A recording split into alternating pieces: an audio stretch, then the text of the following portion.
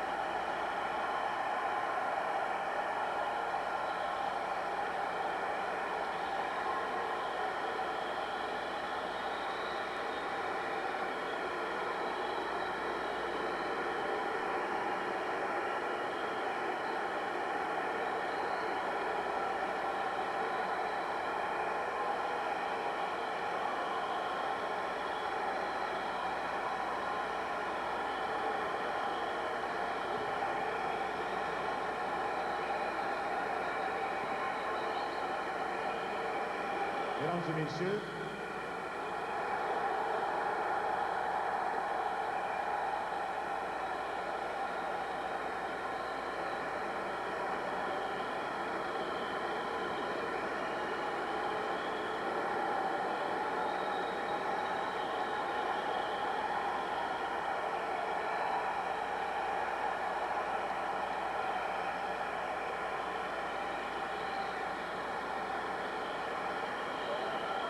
selon la coutume du hockey international,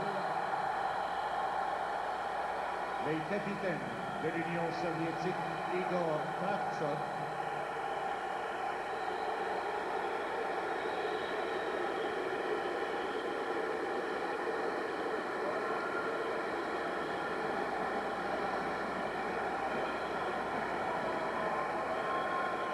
nous inviterions les deux capitaines pour la mise au jeu officielle. Wayne Gretzky pour l'équipe Canada et Igor Kravtsov pour l'Union soviétique.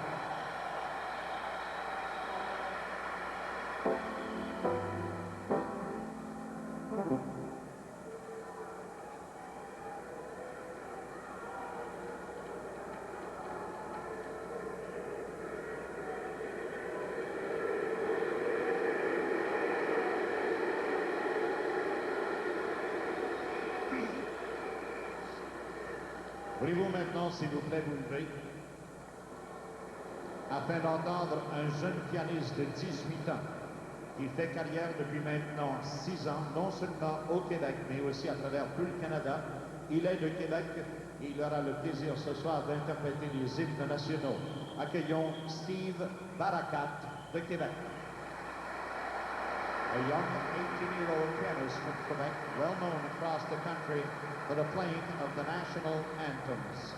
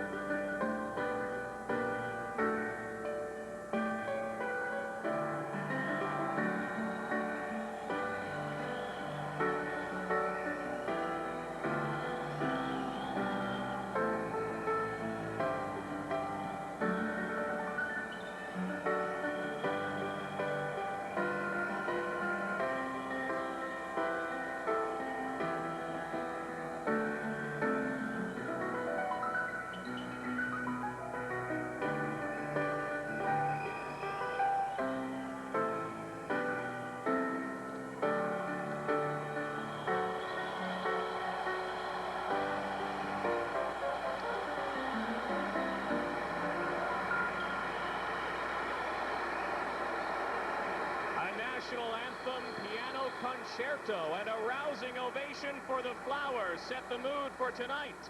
Canada and the Soviet Union. This is the Labatt Canada Cup on CTV.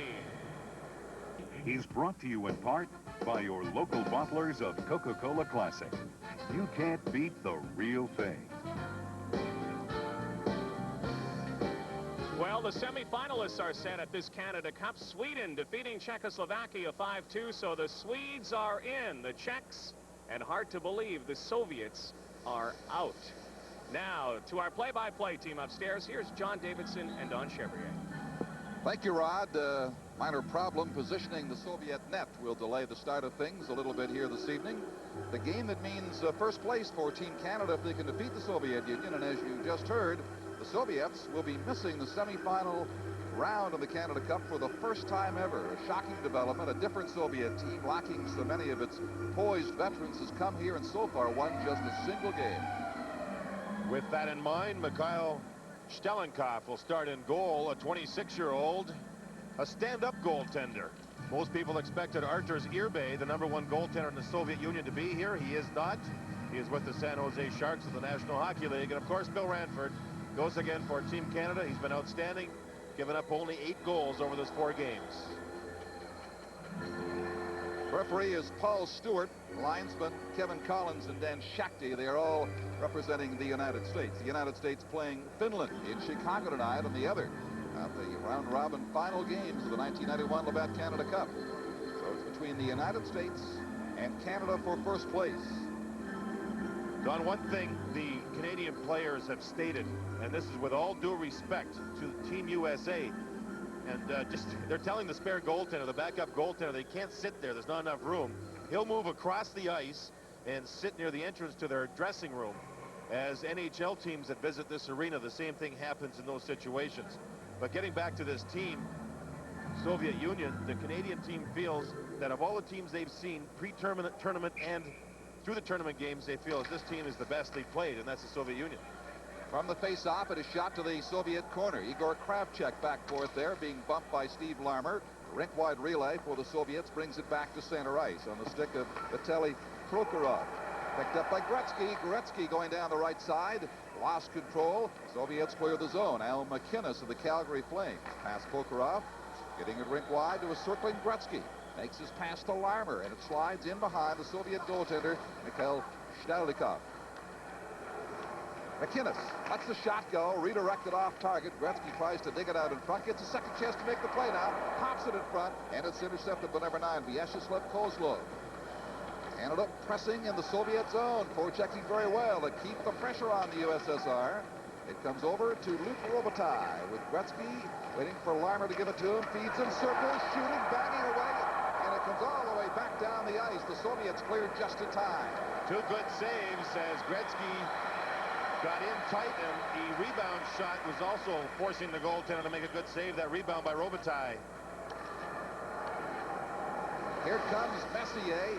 A little over the weather today, but looks to be flying at top speed right here with a pass to Warwick Desjardins. He's shot short side, blocked by Shtelenkov, the Soviet goaltender. Messier swoops down to beat Malikov to it, but it comes back to the neutral zone once again.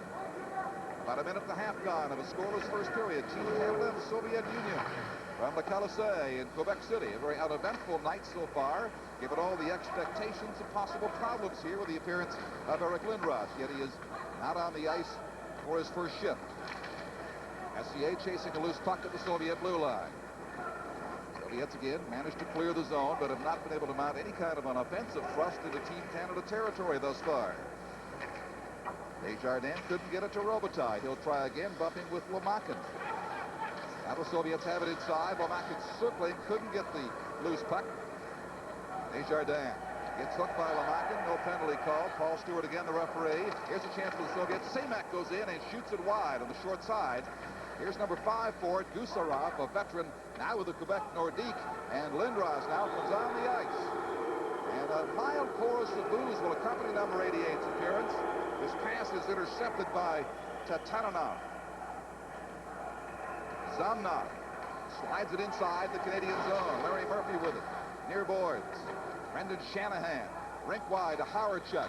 Getting there first is Tatananov. Soviets bring it in now. Bukseyev left it out in front there. Here is Bill Ranford again in his 5th start for Team Canada. Hierchuk bumping with number 27, Kovalenko over there. The Canadians pinned in for the first time, but the Soviets now bring the puck back up the ice 3 minutes into the hockey game, which is scoreless. Lindros getting a chance, closing in, and blocked out by Stalnikov. They center it out, picked up with the Soviets. Hadirov with it, over on the right side. Kovalenko shooting. This is defended by Paul Coffey. Kovalenko slits it in front, they score! Off a skate in front, it bounces in past Ranford, and the Soviets lead 1-0. Don, this is actually a nice play. Al MacInnis was holding off one of the Soviet players off the side of the net, and when the puck was put across, I believe Haridov will get credit for the goal. You'll see the pass across, and you'll see the player in behind the goal net, but his stick blade was not. Watch the play behind the net. His stick blade isn't, and he taps it in behind Bill Ranford on a real nice play. And the Soviets, on their first shot, registered on goal, get the 1-0 lead. So number 12, Ravil Haidarov, gets credit for the goal. Here's a steal of the blue line by Gordiak. He gets taken down, and MacInnis has it for Team Canada. With Sutter as they attack the Soviet zone. Tocchet of the Philadelphia Flyers plays it beside the net, and Stalnikov is down to block it. From Quebec City, this is the Labatt Canada Cup on CTV. Well, you can Pass across on a quick bang-bang play.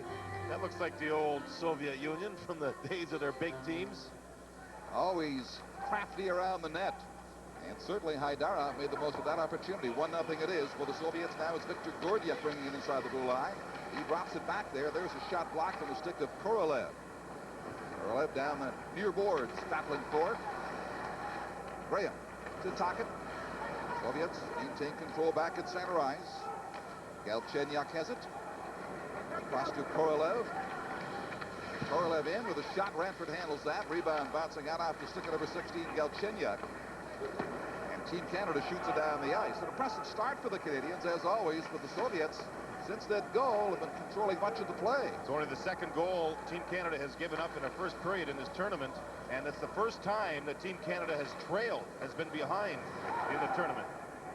Kozlov makes the back pass to Sergei Fedorov of the Detroit Red Wings. Ranford stopping in behind his goal. As Fedorov with a chance now, tries to make the play, gets sent back to the corner by Corson now pursuing him. They dig it out in front. Ranford steers it away, and we've got a whistle. This is the Labatt Canada Cup on CTV.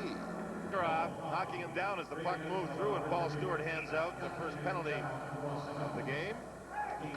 And on the power play, it'll be Fedorov, Kozlov, Prokhorov, Kasatonov, and Kravchuk for the Soviet Union. And Team Canada immediately buys some seconds by clearing the zone. Back for it is Igor Kravchuk. Portnoy for checking, sweeping in front. Coming away with it, though, is number 18, Fedorov. He's got Prokhorov with him, but it's cleared once again back to center ice. Defenseman Kasatonov now, the veteran Soviet defender, shoots it down beside the goal. Murphy off the glass, back to center ice, relay to Gretzky. It's a good pass, but he can't get to it. Kasatonov was checking Gretzky on the play. Now number 99 against 3 Soviets will rag the puck, bring it back to his own zone. Tipped by number 9, Kozlov. And Gretzky in Canada just carries right on. Fedorov now. Kozlov picks up the pass over on the right boards. He is bumped down there by Scott Stevens. Portnoy for Canada. Losing the puck. Here's Kasatonov dumping it in front for Kozlov. Couldn't get a shot away. Soviets still have a potent power play. It's got 55 seconds left in it. Number 21 is on the ice for the Soviets now. That is Semak. Seen two things so far. A, Wayne Gretzky is skating as well as he's ever skated in his career. And this is the least physical Team Canada has been in an early part of the game since game 1. Here is Semak making the pass. Slap shot from the right point from Kasatonov was weak and wide. Number 18 with it, Sergei Fedorov. Back to the point, redirected off the goalpost by Kozlov. Almost 2-0 right there. Fedorov goes down in the corner, and we have a stoppage in play. 13:41 to go, and still 25 seconds in Canada's penalty. Well, Detroit Red Wing fans had a glimpse at one of their future stars as Kozlov redirected that pass and hit the goalpost. He's a 1990 Red Wing draft. Another play where Kasatonov makes a pass instead of a shot. There's a good little redirection, and it just caught the outside of the goalpost as the Soviets are moving the puck pretty well. He wears that full visor mask because of his young age, and I guess he's quite used to it. Zamnov with Semak and Lomakin up front for the Soviets now. They go in 5-man units. Mironov and Malikov, the defense players, on the Soviet power play. A dozen seconds left. Graham has it for Canada. That is in the penalty to Coffey. Smith dribbles it across to the corner. 5 seconds left now in Coffey's penalty. And as the Soviets bring it back to center ice, Paul Coffey steps on the ice. Canada's at full strength. This is Lomakin shooting. Ranford steers that away to his right. Lomakin is everywhere. Makes the play, and that is just wide from the stick of Malikov. Desjardins finally shoots it down the ice. Don, this is the first time I think that I've seen Bill Ranford show a case of the jitters early in the game. He doesn't seem to look as comfortable as he has in previous games. Zamnov now to Mironov as they go in together with Lomakin. Harachuk riding Lomakin on. And there are the boos for big Lindros. Brings it back to center ice. Number 88 hits the blue line, dumping it off to Shanahan. Takes a spill. The crowd loves that. That was Tatarinov hitting him, and he plays for the Quebec Nordique. Double pleasure for these fans, I suppose. Puck bouncing loose, still inside the blue line for Harachuk. Now he loses possession. And for the Soviets, it is Butseyev. He brings it ahead now. The pass to the right side, takes it back, and it's intercepted. Lindros trying to check, rolling at the blue line, comes back to the neutral zone. Alexei Gusarov, veteran Soviet defender. Now hits the blue line, takes the shot against McInnes. Coffey is there to defend against number 27, Kovalenko. Butseyev watching McInnes in behind. Coffey with it. Soviet player getting up has lost his helmet.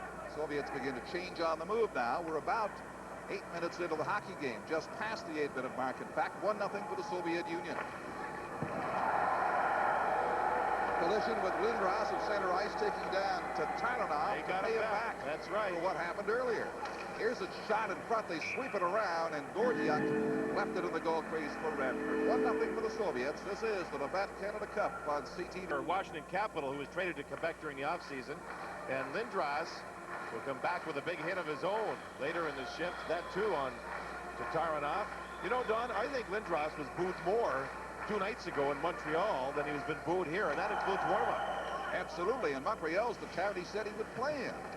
Makes no sense whatsoever. Well, I think the people here are showing some class, actually, and trying to perhaps say, listen, it's not that bad. They really are. Messier centers it out in front. Canada can't capitalize, and Murphy taps it back inside the Soviet line. Almost 9 minutes have gone by. The Soviets with the game's only goal. The first time Team Canada has not had the great start. Comes up the near boards. Left for number 16, Galchenyuk, leaving it back there. There was a shot from Igor Korolev, handled easily by Ranford. A lot of respect for Bill Ranford from his teammates. They talk about his work habits. They say in practice he works hard on every shot. You would think it was a playoff game, and he has won the admiration of his teammates and staff the way he has played.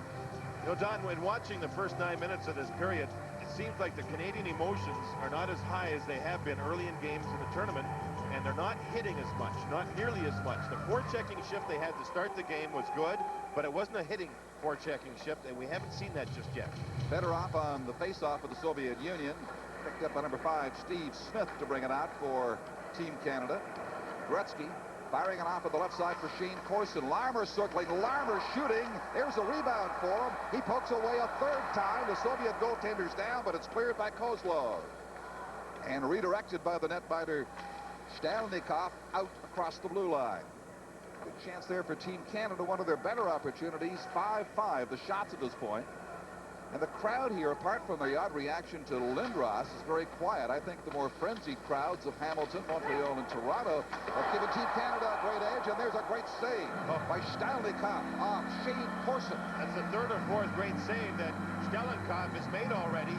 He's more of a stand-up goaltender than what we're used to seeing from Soviet goaltenders. And on this play, the pass out of the corner by Gretzky to Corson is just marvelous. He elevates the puck to get it past 2 sticks, and Corson quickly redirected the shot, but the goaltender made a save. Look at that up, elevated puck. It drops nicely for Corson as he skates through, but Stalnikov, who's coming off a strong game, made a fine save. Big Lindros with little Fleury on his right, waiting for the face-off in the Soviet zone. Coffey's back there with McInnes. Puck played near the net, and Fleury keeps it alive for Team Canada. They're going to tag Robitaille for holding the Soviet player Vladimir Malakhov, and the Soviets are going to power play opportunity. This is the Labatt Canada Cup on CTV. You'll see Robitaille holding the player's stick, the defenseman's stick, and as the defenseman turns away, Robitaille held on too long, and Paul Stewart puts Team Canada down a man. Remember, Team Canada needs to win this to finish first and play Finland, if indeed the Finns do wind up in fourth place in the Canada Cup. Or Sweden it would be, and the U.S. would play Finland. But the U.S. is playing the Finns tonight, so first place is on the line here. This is Vladimir Malakhov trying to bring it back up the ice for the Soviet Union. Lomakin is in motion at the blue line. He's got Semak with him in the corner. Back on the point for Mironov. His shot through a maze of players. Ranford can't find it, then sits on it, and there's no further play. Billy Ranford with a fine save. Mike Keenan was worried. He didn't know what to think of his players. They were very loose at the skate this morning, and it seems as though they're relaxed here in the first period. Fine shot from the point. It's a low shot. There's the redirection. The Soviets did a lot of practicing that exact play this morning as Semak redirected the puck. I think Mike Keenan could feel it coming. He could feel it that his players perhaps were too relaxed and perhaps thinking more about the Lindros situation than the hockey game. Fleury battling with Samnov, and now they let them stay and take the face-off. Mironov feeding it back on the point. There's a good kick save by Ranford, a dangerous rebound, but he smothers it. Another fine save by Billy Ranford. 26. Shamnov is the player that's played the best for the Soviets throughout the Canada Cup. Malayev with a shot, and he's got a boomer from the point. Semak was there for the rebound. Billy Ranford did a better job, though. Again, Zamnov against Fleury. The Soviets win it to Lomakin. Lomakin circling, centering. It is over in the far boards for Messier to clear down the ice for Team Canada. About 9.5 minutes to play in the opening period. The Soviet Union has the game's only goal. Soviets on a power play. Nice forechecking by Messier down there in the corner. Comes back to Smith, to Desjardins, and he'll flip it down the ice to buy some more time. The penalty to Robitaille is half over.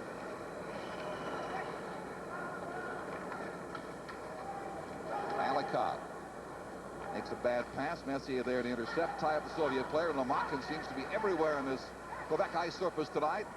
Can't make the play. Here comes Gretzky inside the line, dropping it off to Messier. Messier still has control, then gave it away, and the Soviets come back with it. 36 seconds left now in the Robitaille penalty. Lomakin into the near corner. Number 22, Batsayev. Back to Lomakin. Semak with it now, off a skate, and Team Canada will clear the zone. Gretzky has it at center ice.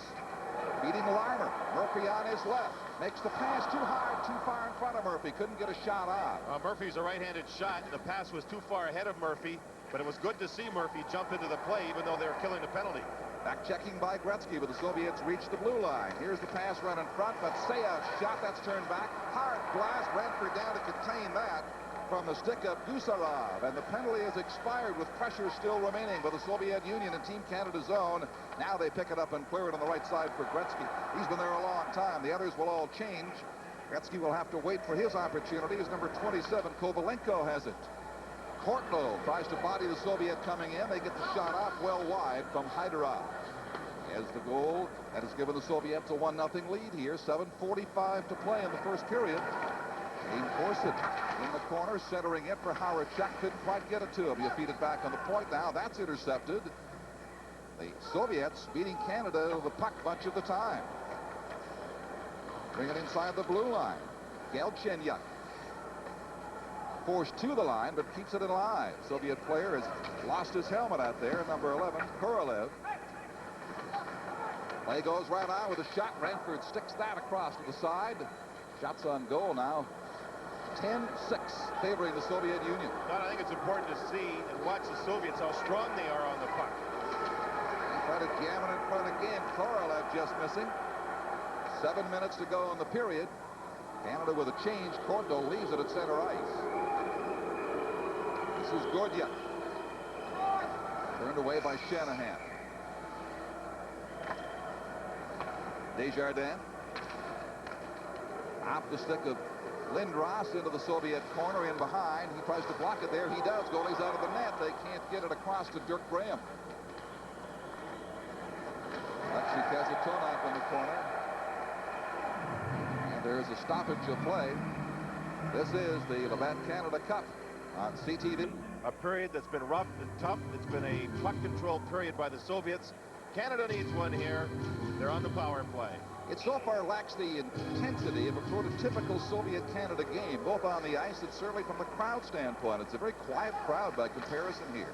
Last thing you might have expected on this night in this city. Here's McInnes beside his net now as Team Canada forms up the power play. Lindros on the ice. Larmer is out there. McInnes, who scored 2 goals in Montreal against the Czechs on Saturday, blasted in. Boo Eric a little bit more as he feeds Coffey back on the point. Now McInnes and Coffey. Coffey direction toward Larmer, but he couldn't get it to him, and Gretzky has it on the near boards. Gretzky's shot did not get through. Blocked by Kravchuk, and the goalie hangs on. Stoppage of play. You almost wonder if the Soviets had played this well through the tournament, if they'd be in the position of missing. Viktor Tikhonov, as you see there, the head coach, and he has been for 15 years of the national team. After their loss 2 nights ago in Chicago to the Americans, he roasted them. And you could hear it down the hall, even though their dressing room door was shut. I mean, he roasted them from top to bottom. And it seems as though the concentration level of their club is up a little bit. They're pretty sharp here. Now, they weren't all that bad against Team USA. Mike Richter, the American goaltender, was the difference. You don't have to get them up for Team Canada on any occasion, and they are, I think, a little more up than the Canadians right now. Here's McInnes. Pass came back to him quickly, and it's out over the blue line. 1 minute and 15 seconds left in the penalty to Fedorov of the Soviet Union. Canada on the power play looks to tie it here as McInnes will drive it down the near boards. The goaltender, Stavitov, blocks it in behind. Some hitting going on in behind the net. Larmer leaving it for McInnes in the corner. Lamakin getting there first. Now the Canada chance for Gretzky. Out for Coffey. Shooting. Blocked in front and then finally cleared by Vladimir Malikov. And he's hurting, too. Don, he blocked a shot. He's hurting. His right leg seems to be bothering him as he has gone to the bench. Here's Coffey with a rush back to Gretzky. Coffey beside the net. Flips it in front. They bang. They score. Eric Lindros.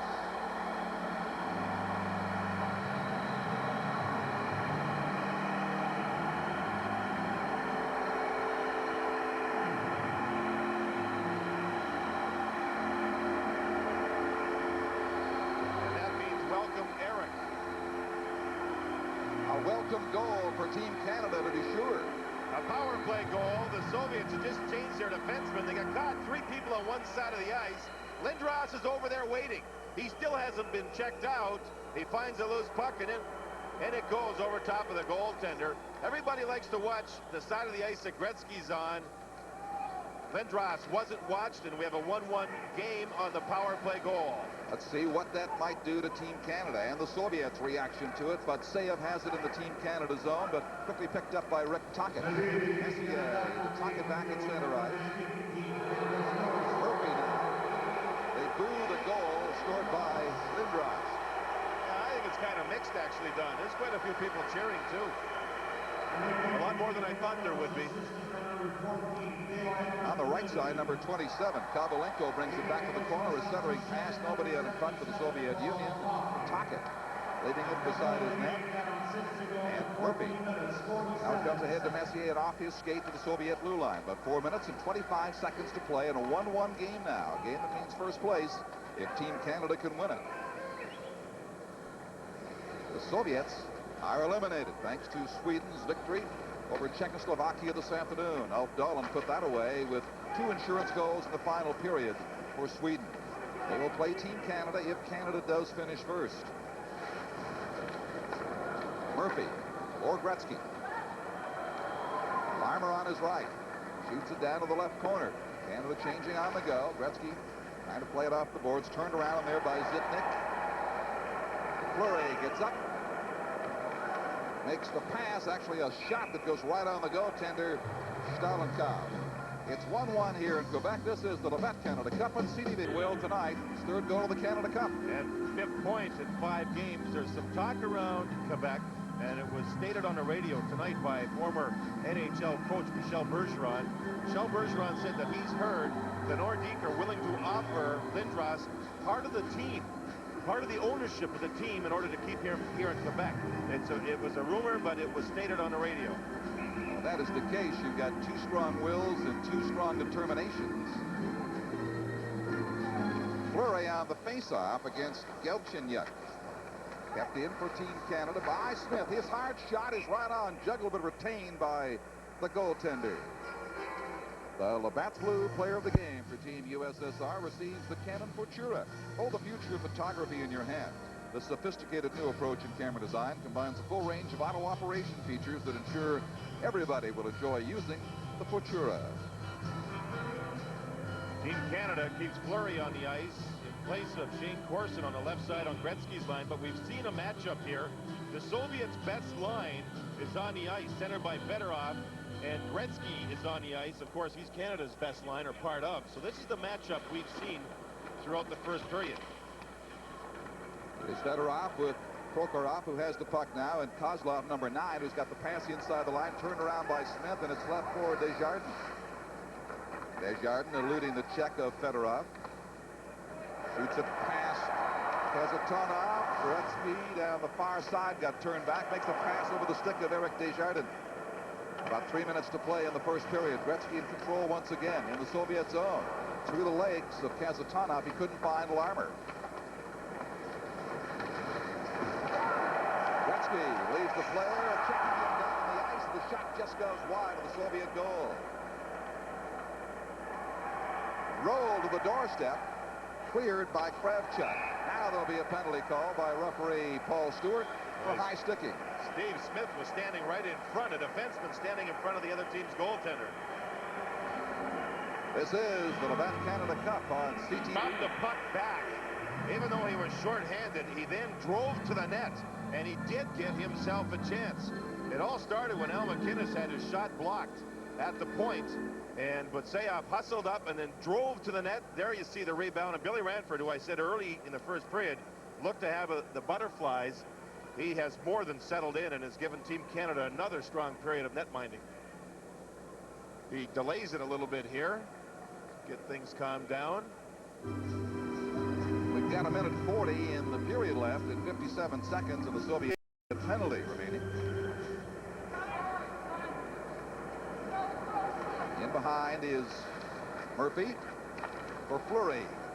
Armour ahead at the blue line. Waits as Fleury takes it on inside for Team Canada. Being marked in there by Gusarov. Murphy on the point for Larmer. Behind the net for number 99. Dumping it for Fleury. Taken down. No shot there. And the Soviets will clear the zone. The Soviets playing Gretzky different behind the goal net. They're going right after him. Some of the other teams in the tournament have let Gretzky relax behind the net and make plays. Larmer off Stewart, the referee's leg, and they get it back to center ice, the Soviets do, with 19 seconds left in Kazatonov's penalty in the final minute of play in period 1 here in Quebec. Here's Gretzky trying to set up Stevens and couldn't quite get it to him. Larmer holding it at the point, getting it across to Gretzky. His shot's on the short side, just missed, hit the post, a piece of it. Just missed going ahead for Canada as Kasatonov comes back on the ice now. The Soviets at full strength, 40 seconds to go in the period. Here's Fleury. Dumps it to Larmer. Gretzky back on the point, has it now. Feeds it ahead for Murphy. Hopped over his stick. Less than 30 seconds to go. Puck at center ice for Murphy. Kasatonov's got him in a bear hug, and they stop it with 24 seconds to go. Wayne Gretzky, we've talked about his skating and how good it's been. Here, Gretzky takes a look as he skates by of the goal judge, perhaps thinking this shot maybe went in. He rattles it. I mean, he really steps into it. He beats the goaltender. Does it hit the goal post? Even the goaltender looks in behind. Gretzky thought it was a goal, or maybe it went in behind and hit the bar in the middle of the net. I'm not quite sure. He's for instant replay right there. No goal, whatever the case. Tocchet chasing it. Desjardins can't hold it. They have 15 seconds to go in period 1 of a 1-1 tie. Soviet striking first, and Canada coming back to get even on a goal by, of all people, young Eric Lindros here is third of the Canada Cup. Is 5 seconds in the corner. Tocchet tried to center it. Soviets defending well in their own zone. Number 15 is Victor Gordiak. He'll clear down the ice, and that is all for period one. A somewhat tepid period, in part by comparison to furious starts previously by Team Canada in this Canada Cup series. Nonetheless, a result that leaves these teams tied at 1. And overall, a pretty quiet reaction, you'd have to say, to Eric Lindros. This is the Labatt Canada Cup on CTV. Canada Cup from the Colisée in Quebec. Everyone tonight talking about, thinking about, watching Eric Lindros. He came onto the rink with a chorus of boos, but they turned to cheers. And actually, a lot of people were on their feet tonight cheering that goal by Eric Lindros. His first in Le Colisée as Team Canada tied the game up. And we are joined tonight by John Davidson, Bill Clement, and a fellow who knows a lot about hockey in Quebec and in Montreal, a former coach and turned broadcaster, Jean Perron. What did you think about the reaction tonight? Oh, you know, very average reaction, you know, exactly the way I predicted for Eric. You know, I told people, you know, ignore Eric Lindros, you know. The only guy that deserves an ovation at the Colisée is Wayne Gretzky, you know. Eric hasn't, he hasn't played a game in the National Hockey League, and there's no need to boo Eric Lindros, you know. He hasn't done anything very, very bad. You know, he's an 18-year-old kid, so, you know, he can make mistakes in life. Yeah, but he's public enemy #1 right here. You know this franchise pretty well. I'll jump in here and ask you if the Quebec Nordiques can afford to sign him, because it almost appears to be one of those situations where they can't afford not to sign him, but they may not be able to sign him. With a new Colisée, you know, I guess they can sign any player, but without Eric Lindros, it's going to be tough. It's going to be tough because Eric and the new Colisée is very, very tied together. Jean, let's talk about Eric, and he says it's business reasons. He talks about making more money, even off the ice, if he doesn't play here. If he goes and signs with another firm and then, or another hockey club, and then gets endorsements, people in Quebec, do you think they'll boycott those particular items that he endorses? I've heard people on the street say they will. Yeah, it might happen, but I don't see that, you know. The people in Quebec, when they see a guy like Gretzky or Mario Lemieux, or, you know, a guy like Guy Lafleur, for example, when he played in Montreal, he wasn't boycotted in Quebec, you know. His endorsements were as good in Quebec as in Montreal or anywhere else. I guess it's a matter of proving yourself, you know. You're a young fellow, you proved that, and he should be an impact player in the National Hockey League. So he's going to make money, and I guess people will forget after a while, you know. When you're an idol, you know what it is. Hey, We don't know yet. you make mistakes. You make mistakes, and the next day it's like Canseco, you know, he gets booed all over the place, but they still buy items, you know, where Canseco signed his name on. Has this become too political? You know, we read the paper since we came here. We expected more hype, more hoopla, and a lot of people were making this into a cross-Canada issue, almost a French versus the rest of Canada issue. You know, the people in Quebec are, you know, overall very, very classy people, you know. They still hope on one hand that Eric is going to sign with the Quebec Nordiques. On the other hand, Quebec fans don't want to, you know, they don't want to look bad, you know, across the country. They want to, you know, to show people on the English side that they can do things with a class act. And that's a good example tonight. I think you see, Quebec is a very particular town, you know. The hockey here is their baby. And it's been a very sick baby for the last 3 or 4 years. So they protected their, you know, their club like a baby, and they feel if Eric comes here, imagine what kind of a club we're going to get. So they want to pass a message on with Guy Lafleur tonight. They couldn't cheer Eric Lindros like they wanted. So what they did, they put all their love on Guy Lafleur. And they did. We're going to be back in a moment. It's 1-1 after one period. This is the 1991 Labatt Canada Cup on CTV. Interesting first period. Pity that a game between Canada and the Soviet Union has to be overshadowed by so much hype. It is in a sense, but the Soviet Union, their hockey machine, the wheels have simply fallen off of it, Rod, in spite of the fact that they really look like an offensive team when they scored their first goal here tonight. To me, that's their biggest problem. They've only scored 11 goals in this tournament coming into tonight in 4 games. That's fewer than 3 per game, not like the big KLM unit they used to have. But on this play, they really look good. Al MacInnis was guilty simply of not taking the player's stick. It's one thing to have the body. If you don't have his stick, then you end up with the problem. That's what happened to him on that one. I don't know about you, Rod, but it felt good to see Big Eric, the kid, put one in. You know, yesterday's press conference, you saw what he went through here.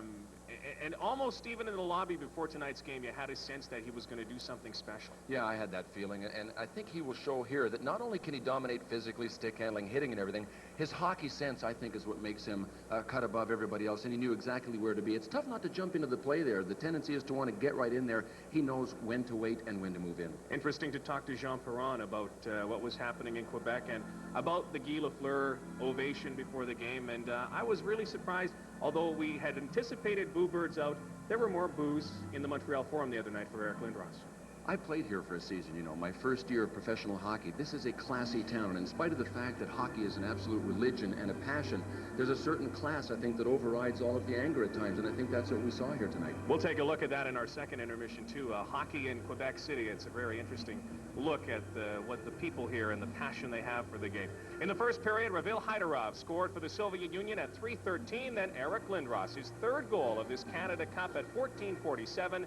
It is 1-1. The Soviets outshooting Team Canada 12-11 in that first period.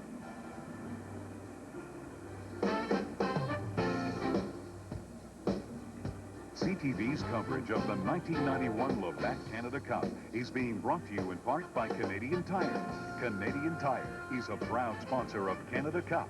There's a lot more to Canadian Tire than tires. Mike Keenan still upset with referee Paul Stewart about the ice conditions. Here comes Wayne Gretzky. Team Canada has not made an appearance on the ice yet. For more, let's go upstairs to John Davidson and Don Chevrier. Well, I tell you what the problem is. They did not, for whatever reason, flood the ice. They did scrape the ice, but basically it's not very much different from the first 20 minutes of usage, and therefore it will not be very fast ice in the second period. Lots of ruts and grooves in there. No, Don, I don't know if that's by design because the building is so warm and they were afraid of the water just sitting on top of the ice and not freezing up, or if there was a problem with the machine. Most arenas have 2 machines, Zambonis they can use if one breaks down. I kind of suspect they decided because of the temperature in here not to put water onto the ice surface. Well, apparently as a side issue to the Lindros question here in Quebec, the Quebec Nordique and the city are negotiating for the use of this building, and they haven't struck a deal yet, and apparently when this hockey game ends, this will all be water. They turn off the plant and shut it down, and I'm not sure where the Nordique will go to train for the season. Money, money, money, money. It all revolves around money, huh? Seems to. This revolves around international pride for Team Canada and the Soviet Union. But as we said, John, not a prototypical game involving Canada and the Soviets by any means. A very different first period between these two.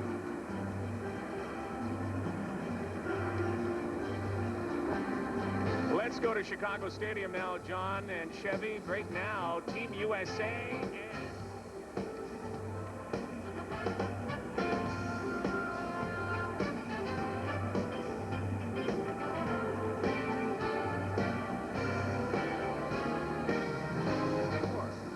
and then Joel Otto gets another goal 30 seconds later.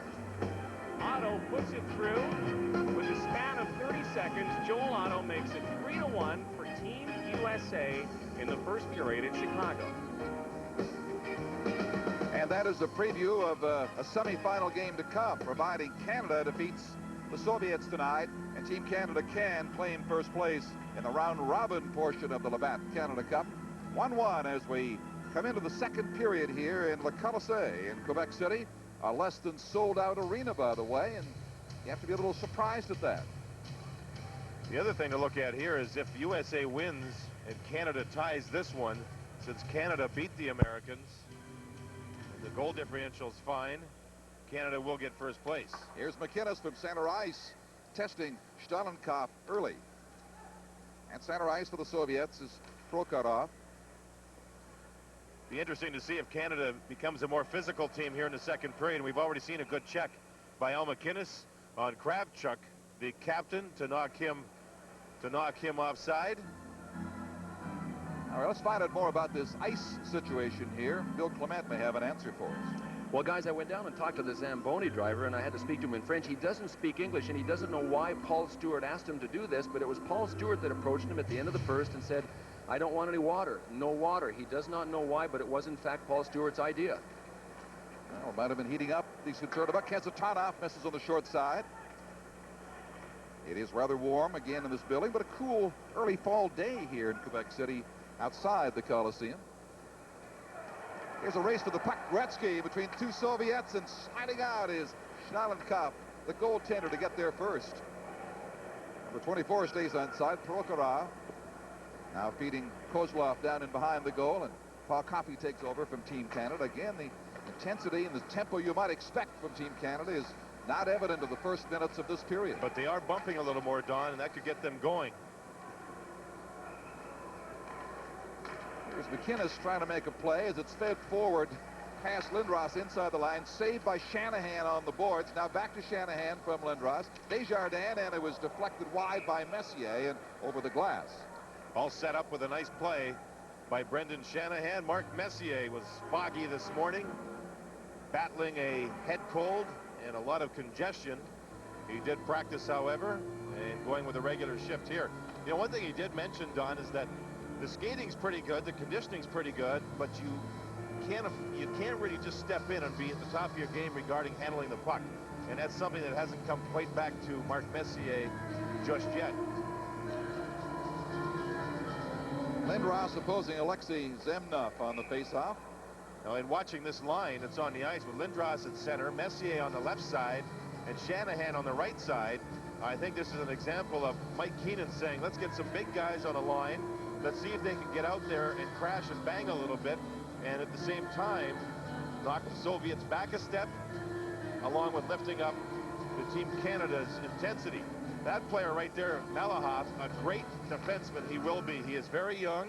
He's been drafted by the Islanders. He's a 20-year-old, and he's going to be a star, and it may be in the National Hockey League. I think Islander fans are excited about him.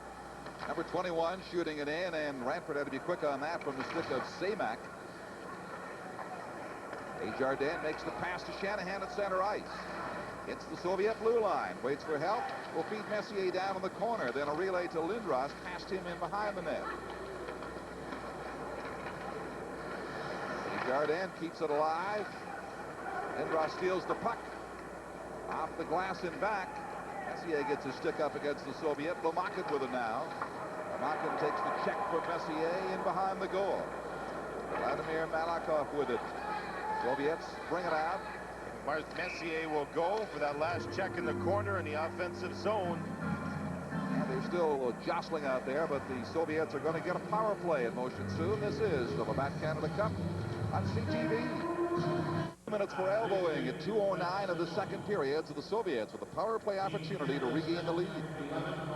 Messier moves in. Shanahan holds up the player. Messier, wow, he bangs him but gets caught. That's the first team penalty of the game. We've had a holding, a hooking, an interference, and now a more rough-styled penalty, this time against Team Canada. On the Soviet power play is number 22, Vyacheslav Batsayev, out there on the faceoff against Wayne Gretzky. Scott Stevens leaving into the Soviet blue line. Musarov going heavily to the boards. Larmer picks it up in the meantime as Stevens jostles with a Soviet player. Here's Tatarov getting it down to the corner for the only goal scorer so far, Hyderov of the USSR. Hyderov in behind, around to the near side. And the check made by Steve Larmer, who has it at center ice for Team Canada. And he'll go back and kill off some time as Will Gretzky circling and dumping it back inside his own blue line. A minute 15 to go in the Messier penalty. For Canada has scored a few shorthanded goals in this tournament. 2-on-1 penalty earlier in Maple Leaf Gardens. Here is Stevens now to Gretzky. They were one hair away from another one as Stevens tried to hit Gretzky. Gretzky was not checked at all, and he almost got the pass. Graham tapping it out at center ice. Fedorov trying to get it past Stevens. Fleury tried to dig it free. Got taken down, and Sergei Fedorov has it for the Soviet Union. He's got Alexei Yusarov waiting back at the point. Can't get it to him. It's been a very effective power play so far. Here is Fleury making his move short-handed, going right in on the goaltender. Why did he make a move? Inside, or pardon me, outside, inside, and back to the outside. And he moved to Tarinov. I mean, he turned him right around. Fleury with a great play. He took the pass up ice from Dirk Graham, and then he cuts outside, inside, and back outside to Tarinov. Is twisted right around. A tricky play by Fleury, a good shot. And this goaltender has played well. Once again, watch Fleury, sees that he has Tarinov moving. Now he cuts back to his forehand, and when he's on his forehand, he gets a little more on the shot. Looked like he tried to put it through the legs. And a good save by Stelenkov. Corson with Courtnall, Desjardins, and Smith trying to defend for Canada. Steve Smith now will go back for the puck inside his own blue line. 25 seconds left in the Mark Messier penalty. Dmitry Filimonov for the Soviet Union. Now spearhead the play up the left side as it's forced back by the forechecking of Corson from the near boards. Shot in by Zitnik. Desjardins goes back to help out Billy Rampert in behind out of his net. Gets back in time, though, as the Soviets battle forward the boards, and it's poke check by Corson. Messier now will be back on the ice. Team Canada's at full strength. Past the 4-minute mark of the second period, still tied at 1 with the USSR. It was Courtnall or Messier. Steilenkopf saving it in behind his own goal. Number 11 for the Soviets couldn't clear. Korolev. Courtnall couldn't maintain possession. Now gets it again outside the line with Corson and Messier. Canada goes back and changes on the move now with the puck in the Soviet end. Tocchet getting it to Messier. Messier for Smith, for Desjardins, backhanding it as he wheeled, and this came up wide of the short side. Mark Messier starting to play a power game. They tried to hit him, and Zitnikov jumped off the body of Messier, and Messier was able to set something up. 5 minutes gone in the period. Smith to Desjardins. Now he will go to the bench on a change. Rink wide for Korolev. Korolev couldn't handle the bouncing pass. The Soviets will change as Canada's Lindros gets taken down by number 4, Vladimir Malikov. Zamnov down the far side. McInnes there to recover for the red-shirted Canadians. Malikov at center ice. Another loose play both ways. Much of it in the center part of the ice here. Paul Stewart's called a penalty, and this is the Labatt Canada Cup.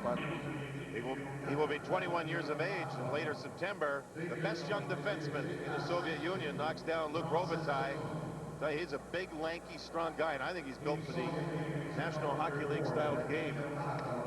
So, tripping the call, I guess, and Malahov in the penalty box. The Canadians have really juggled their lines up, but they're keeping this unit together for the power play, and that's Gretzky, Lindros, and Larmer. Zamnov spearheads the quartet of Soviet players trying to kill off the Team Canada power play. And now Canada brings it forward to center ice, pass through Larmer and Gretzky. Goes off to the Soviet corner. Steilenkopf clears it back to that corner. Now to the point. Here's Coffey shooting it wide. Eric Lindros over the far boards. Gretzky. Larmer in behind. McInnes, right point. Coffey, left point. Now McInnes shooting, deflected by Gretzky off target. Still in the Soviet zone. Here is Gretzky beating Larmer, and his shot was blocked right in front. A minute 10 left in the Soviet penalty. Team Canada looking for the go-ahead goal. They have come back to tie it in the first. Larmer shooting, and a great stop by Steilenkopf. Here's Coffey getting set, winding, relaying it for Larmer. He's got Gretzky on the other side, in behind the Soviet net. Lindros parked just out in front. The pass too far for Gretzky, back for McInnes. 48 seconds left of the Soviet penalty. Hoppy now, skates now near the net, dumps it out in front, cleared away to the far corner, but Gretzky takes charge there. And he threw McInnes. Don, the Canadian power play really spreading out in the offensive zone, trying to draw the Soviet penalty killers out. And it's not quite working. Those penalty killers are staying in that box tight. They broke out, the Soviets did, and almost sent Lomakin away home free. Now Gretzky at center ice, a long shift for him. 20 seconds of the penalty remain. Hoppy going in, shooting. Big save by Stalinkov. And number 8 for the USSR. Tatarinov comes up to the blue line, lets his shot go, and it's turned aside by Billy Renford. Robitaille leaving it in behind the net. Just a second left now as the Soviets have killed this penalty successfully. Vladimir Malakhov is back on the ice. Change made. Down the right side comes Kovalenko. He scores! 2-1 for the Soviet Union. Soviet Union with their penalty killing, led by their goaltender. Stalinkov with a couple of fine saves led to some even strength play. And you just see a shot here as the puck was turned over at the blue line. There you see Kovalenko coming down, and he just snapped it through Ranford's legs. Canada got caught at the Soviet blue line, trapping some players. Kovalenko just snapped it. May have ricocheted off the stick of Steve Smith, I'm not sure, but it's 2-1 for the Soviet Union. The second time they have led in this game. It's an unassisted goal. 2-1 for the Soviet Union, coming up on 8 minutes here in the second period at the Colisée in Quebec City. So for the second time now, the Soviets have had the lead tonight.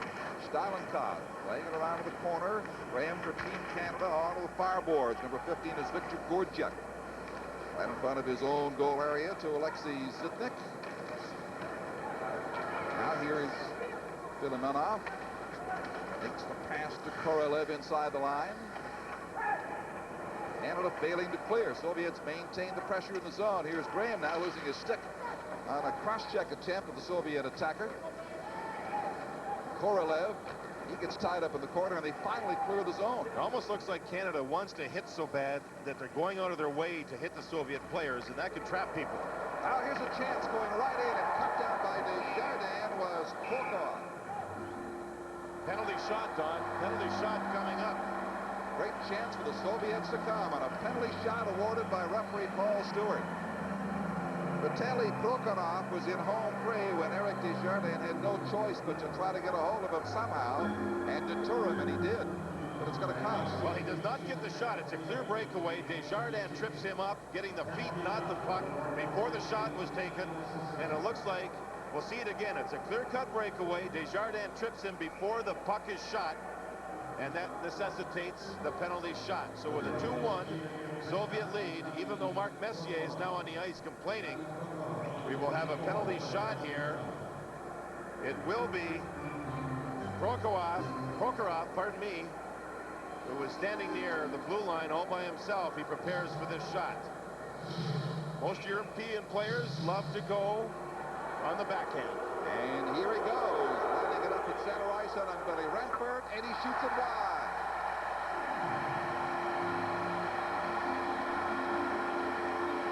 Players that play in Europe, finesse players love to move in and go to the backhand, and that's exactly what happens here. I think the hand it's tipped, it's given away. One hand on the stick, the puck's in front of the player, so it automatically means it's going to be a deke and not a shot, and that was a deke. Don, if the player comes in with a puck beside his body, he has lots of options.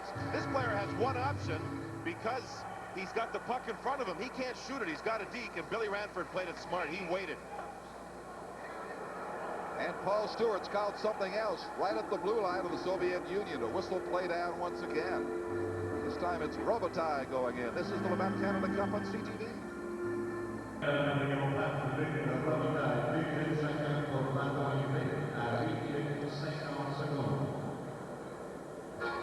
Soviets 2 and Canada 1. There'll be offsetting penalties foul to Robitaille and to number 9 Kozlov. 2 minutes each, I believe, for high sticking. Like Keenan looks on. It's been very popular and unpopular in the Chicago newspapers lately with the trading of Doug Wilson. Jardin now from the face-off for Canada. Shoots it right on. Stahlenkopf turns that aside to the right. At the blue line. Soviets try to regroup and bring it back up the ice. They almost had a 2-goal budge there, but Prokhorov missed the penalty shot on the backhand. Now here is number 18 for the Soviets. Fedorov getting a chance and not making very much of that. They come back with a pass to Kasatonov. Fedorov gets turned around by Smith at center ice. Now they send in Kravchuk. Kravchuk got go nowhere against Mark Messier. Don, he's a player that Chicago wants to sign right now to fill a hole that Doug Wilson left when he was traded. Kravchuk is Chicago Blackhawk property. Mike Keenan thinks he's a quality player. Keenan getting a first-hand look at Soviet prospect tonight. 4-on-4 here for just 1:07 remaining in the 2 penalties. Now Gretzky gets on the ice, and when he gets on the ice, when it's open ice, he's very dangerous. Stevens brings it up the left side to the blue line of the Soviet Union. Being watched by Kasatonov. Centers it out. Goaltender redirects that to the side of the net. The Soviets quickly clear the zone and bring it ahead. Left side pass for Semak. Semak. Pass back.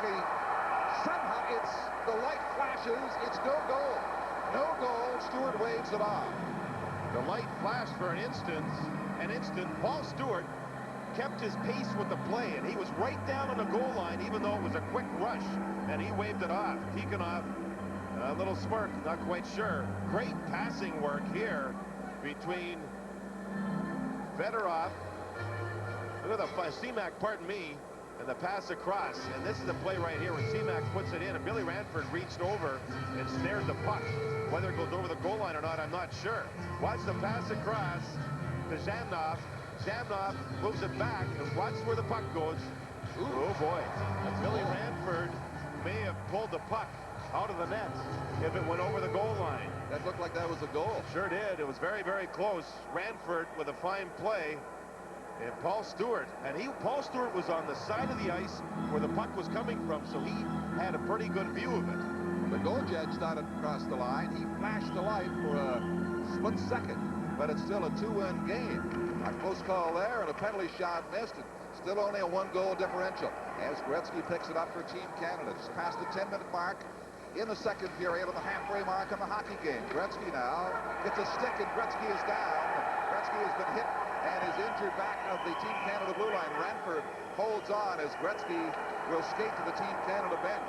The Soviet player gets taken down hard. Samnov. It was Semak's stick, I believe, that clipped Wayne Gretzky. Samnov, number 26, is now on the ice. He's a player that really upset the Americans in their last game. In fact, Chris Chelios took a run at him, and Jeremy Roenick punched him during the handshake at the end of the game. Gretzky back asking for a penalty. He took. The Soviet player is face down and not moving very much. They are now coming out to attend to him. It is number 26, Alexei Samnov. So we've got all sorts of things happening here on the Labatt Canada Cup on CTV. This is Samnov going to the Soviet Union's dressing room. He was bleeding rather badly. Wayne Gretzky was clipped, as you see, on the bottom lip. So 2 players were hit with sticks. Gretzky got the stick, I believe, from Semak as he turned. Semak's stick. He tried to, I believe, lift up Gretzky's stick, and Semak's stick right there into the face in a careless fashion on Wayne Gretzky. It was Semak, number 21, careless use of the stick. And then at the other end of the ice, Al MacInnis, watch this cross-check. Stick is up from the Soviet player, and there's a cross-check right across the face by Al MacInnis, the Soviet player. And so far, nothing has been called. Well, that was Samnov, and the referee and the 2 linesmen are now talking in their protected area near the timekeeper's bench. And I don't know what will be handed out. We are giving an indication unofficially that Al MacInnis could be out of the game. Could be a match penalty assessed. Can't confirm it just yet as the officials are still conferring and huddling at the timekeeper's bench. And he cross-checked him right across the face, and if he gets caught, that would be the proper call. It was a vicious shot. Gretzky earlier taking the stick from the Soviet player. No penalty call back there, but there was no mistaking the incident involving the fallen Soviet right in front of the net. The player that left for the Soviet Union that was hurt is Zhamnov, and you can see Gretzky has been clipped enough to at least cause the blood to flow somewhat. Zhamnov high-sticked Chris Chelios in the American game, loosening some of his teeth. And at the end of the game, they were shaking hands, and Chelios shook hands with Samnok and squeezed his hand tight. And it was while that was happening, Rona gave him a shot as they were shaking hands. À l'équipe du Canada, le numéro 2, Al McInnes, 5 minutes pour bâton élevé et une inconduite de partie. À 10 minutes, 26 secondes. The penalty. Here we are. For Team Soviet Union, number 21, Alexander Semak, 5 minutes for high sticking. To Team Canada, number 2, Al McInnes, 5 minutes for high sticking and a game misconduct penalty at 10 minutes, 26 So seconds. McInnes is gone for the night, and 5-minute majors, one to each team. Proper calls, even though one was more severe than the other. You could see Semak with a careless use of his stick drawing blood and injuring Gretzky, and of course we saw McInnes with a cross-check. So both players out of the game.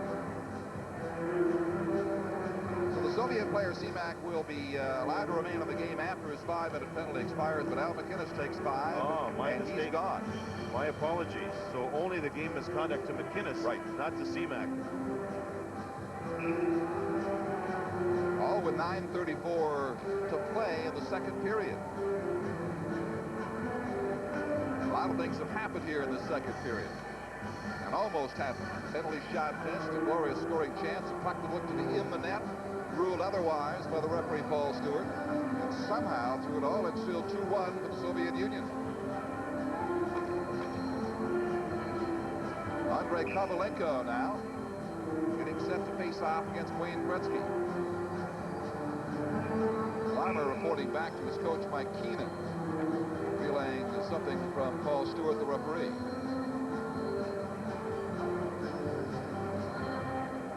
And finally, we're set to resume play here in Quebec City. On the face-off, Desjardins in the Canadian corner. Larmer, Coffey in pursuit with Gretzky. And they bring it out. Larmer, it's through him. Coffey tries to pick it up and does down the boards. Tatarinov checking him. Pass made right out in front, but Gretzky hopped over his stick. Gretzky digs it around on the near side. Soviet players there first. Robitaille and Kozlov come back on the ice. A little more crowded now. Those were the offsetting penalties that expired.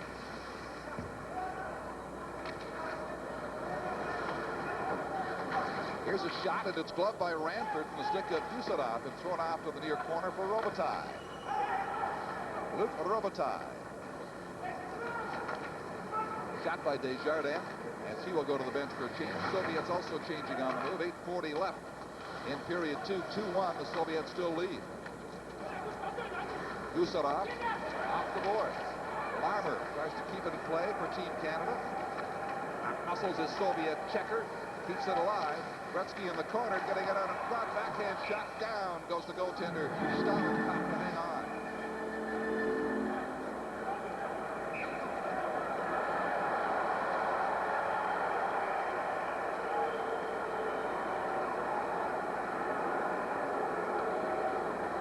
Robitaille will get a penalty. As he was bumped and hit a number of times, he reacted late to take a penalty.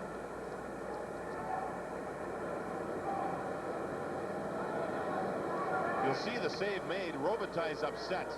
And there you see what he does as he retaliates to Gusarov.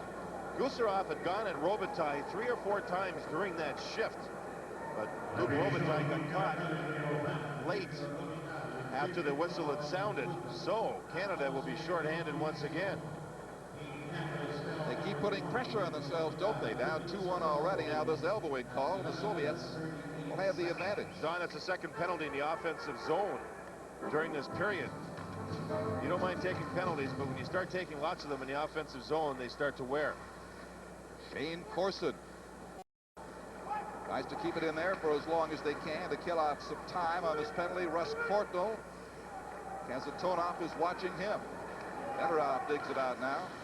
Kravchuk makes his pass. The Soviets bring it back to center ice. Corson arcing Prokhorov. Kravchuk around to the near boards. Kept in motion on the left side. Kozlov. Now Smith. And relayed to the blue line, but not out. Good work of keeping it in there by Kozlov. Now they clear. Minute 15 left in Robitaille's penalty. Courtnall will get a rest now. Kasatonov being watched by Corson. Corson falls, running into Kravchuk. Soviets changing, but they bring it inside as the power play remains in motion. Kasatonov, though, can't control the bouncing puck. Takes down Desjardins. No penalty call. Paul Stewart, the referee, shakes his head no. 45 seconds in Robitaille's penalty remaining. But Seiya brings it in. Slap shot to the point, glove by Renford from Tatarinov. Tatarinov has a great shot. Generally, though, he puts it up high. This time he kept it low, and Billy Ranford makes a second good glove save. Brent Sutter now is working the referee over Paul Stewart.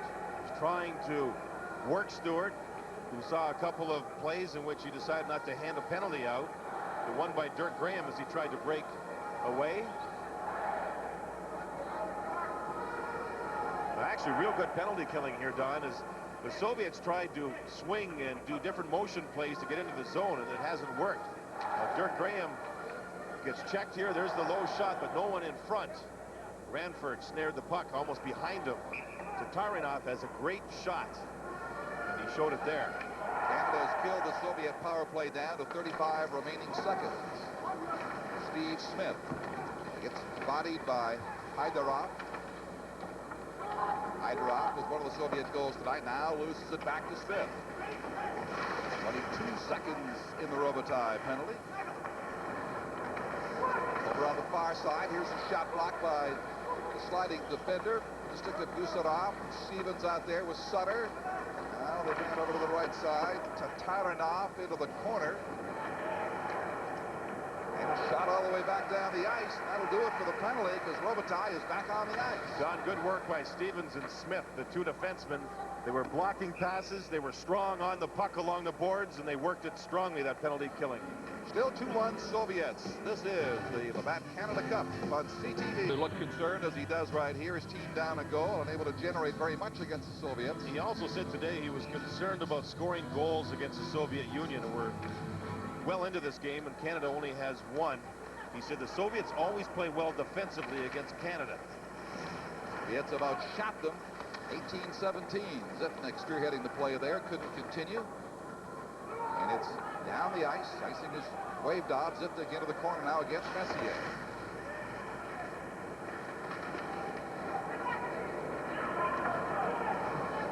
At center ice, number 16, Galchenyuk. Messier bodies him over the deflection right on Bill Ranford. Took it high, but he blocked it. Got that right off the mask, Don, right to the face. Didn't bother him at all, though. Robitaille now will skate to the bench. Team Canada changing as the Russians bring it ahead. Victor Gordiak with it. Fleury ties him up. Good check on number 11, Korolev. Bumps him.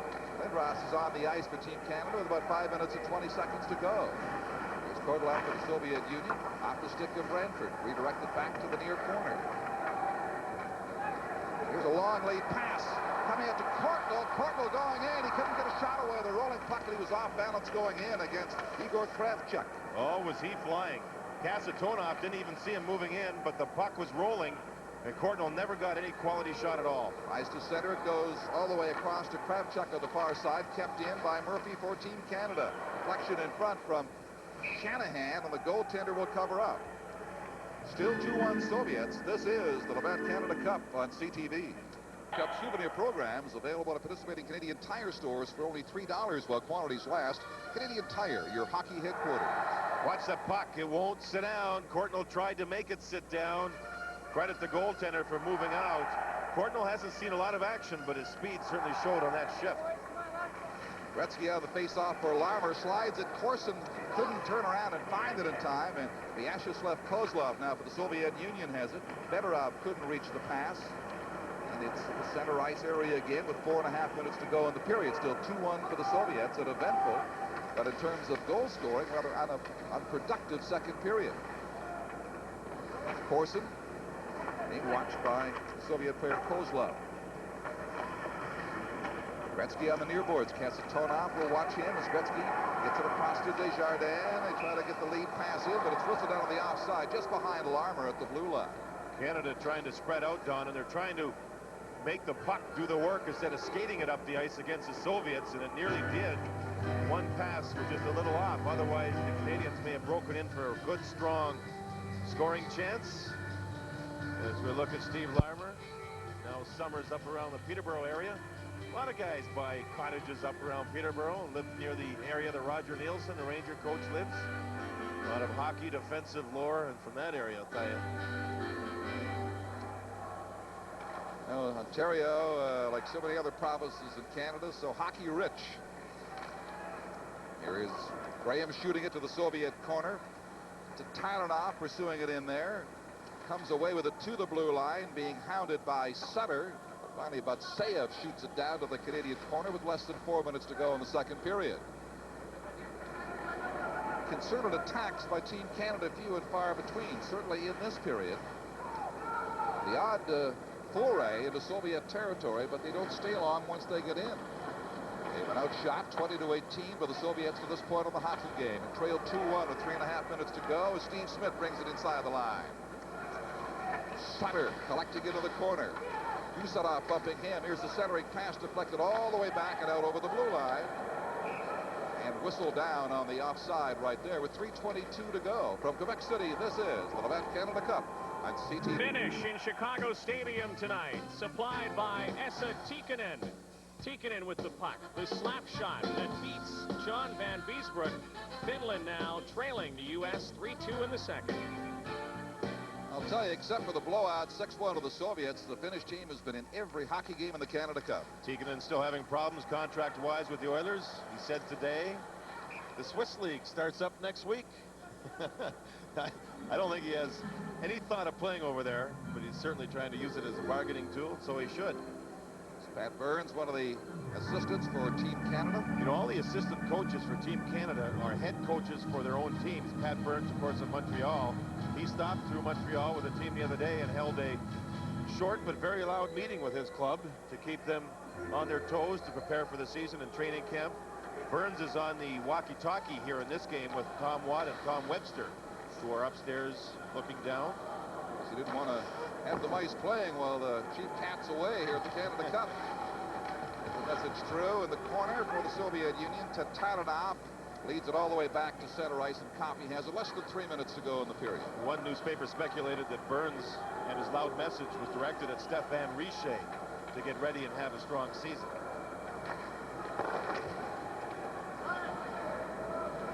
Stevens. Down to the near side for Luc Robitaille of the Los Angeles Kings. Couldn't find Eric Lindros. And the Soviets clear the zone. Coffey has to be quick now against Korolev.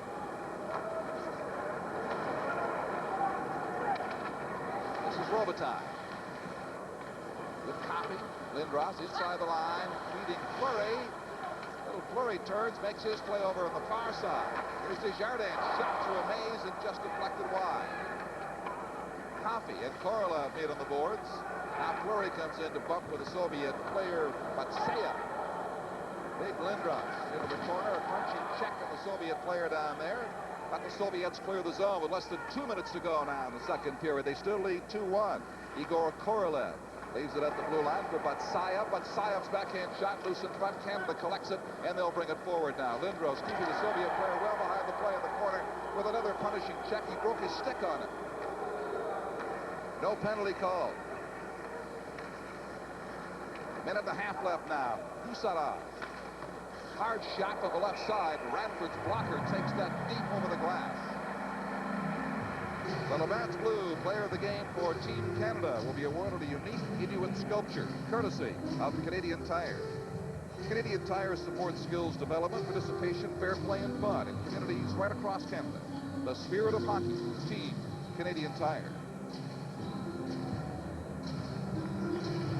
Radford with maybe his best save of the second period, Don. Gorjek had the shot off a nice pass.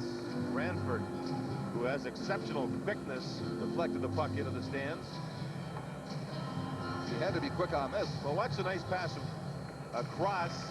The puck, even though it's on edge.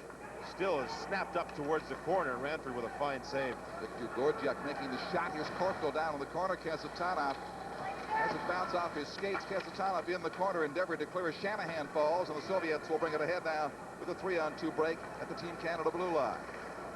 Here's a quick shot, and Ranford somehow found that a blast from Kozlov. Oh, baby. Kozlov is probably the most talented forward on this Soviet hockey club. The only thing against him is his size, but you can certainly see the skill level here with this shot. Team Soviet Union gains the blue line. Here's the blast, and Ranford, who is overweighting. Man, what a save. And that, you know, in seeing that save, you can see why Team USA, when they played against Ranford, they thought of keeping the puck away from the glove hand. Ranford's glove hand is exceptional. He proves it once again. 2 big saves over the last 30 or 40 seconds, one with each hand. That hand is just a blur when it goes after the puck. He's so quick. Larmer now near board. Deflected back to center ice in the final minute of play of the second period. The Soviets lead 2-1. Give it away to Coffey. Coffey now closing in. Coffey shooting. Loose in front. And it's held out by Stalenkov.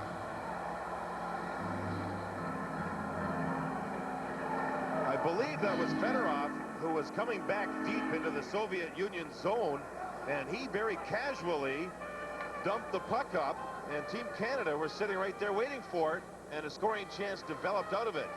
Shane Corson is on the ice. You'll see the dump in. The puck's moving in, and the puck is just there. Fedorov just slaps at it. That's trouble. Very close to going over the line here was the shot by Paul Coffey, and then Corson got involved with, I believe, Kravchuk, the captain. So the line of Corson, Gretzky, and Larmer reunited here late in the second period. 52 seconds left. Corson almost poked that in. Now Gretzky direction to the left, Larmer to the right. Coffey and Desjardins are back on the point for a very important face-off in the Soviet zone. There's a hat on the ice, so a stoppage. Now, if Gretzky gets it back to Coffey, Coffey just talked to Desjardins. Coffey may try and move it to Desjardins because Desjardins is a right-handed shot.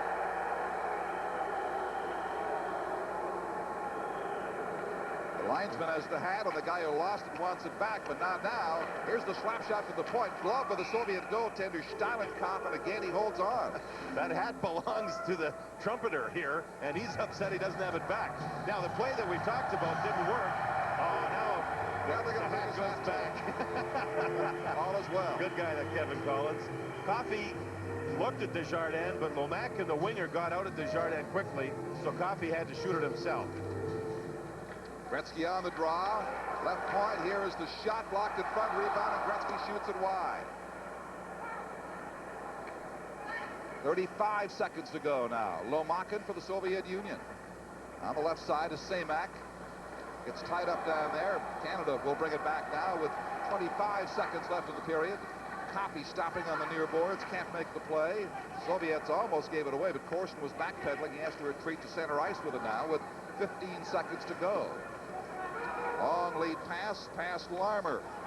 Larmer bumping against the Soviet player Mironov, and that'll do it for the period here. In behind the play, some jostling by the Soviet net, but time is going to run out of the second period with the Soviets still leading by a goal and 2-1 over Team Canada. It turned into more of a grinding period over the last few minutes. Canada won some draws with Gretzky winning them and getting scoring chances, but credit the Soviet Union. Even though they're out, they're playing a very, very tough game here. They've outscored Canada 2-1, and they have outshot them 23-21 after 40 minutes of play of the final round-robin Canada game. This is the Labatt Canada.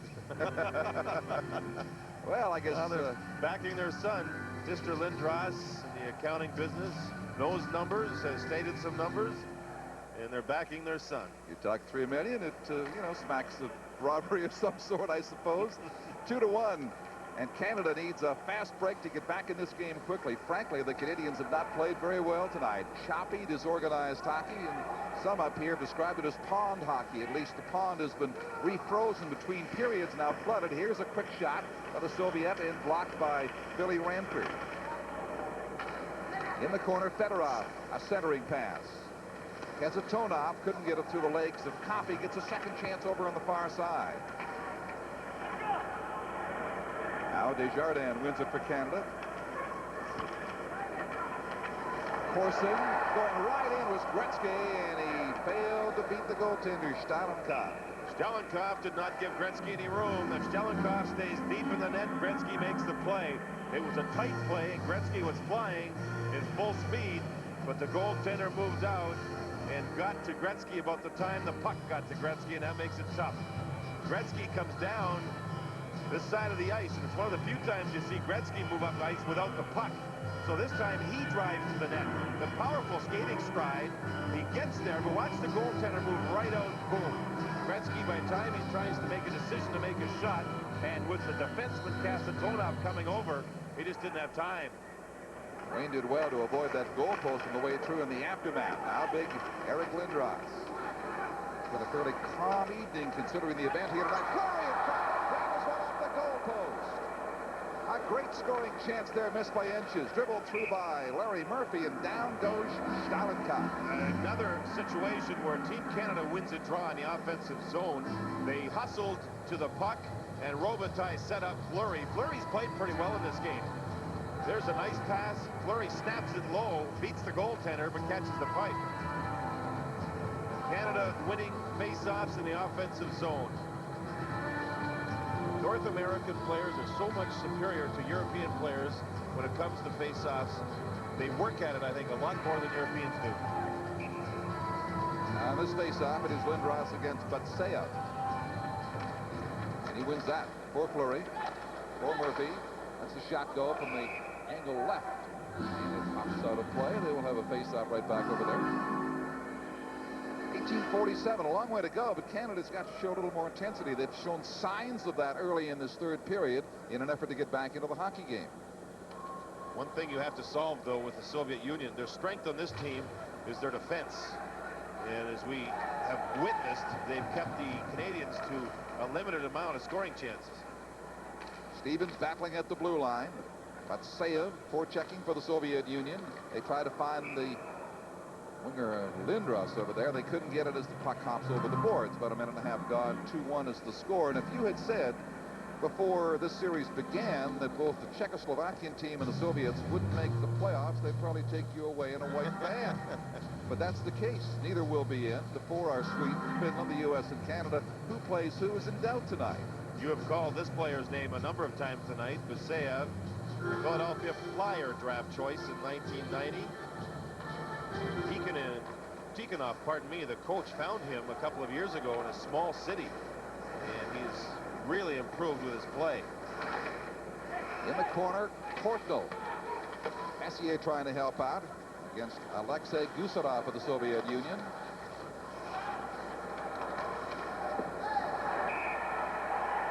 Russ Kortnell's taken down. There will be a penalty to the Soviet Union.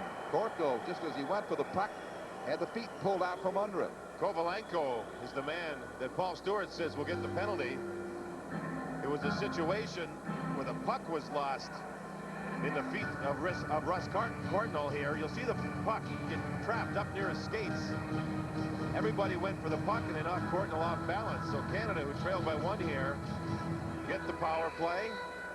Interestingly enough, the power play starts with Desjardins playing the right point. He hasn't seen a whole lot of power play time, but the Team Canada coaches have been impressed with his play.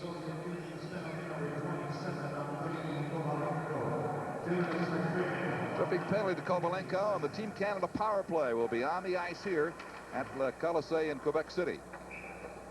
Shot up over in among the spectators again. They'll face it off in the zone. Soviets scored first in the game.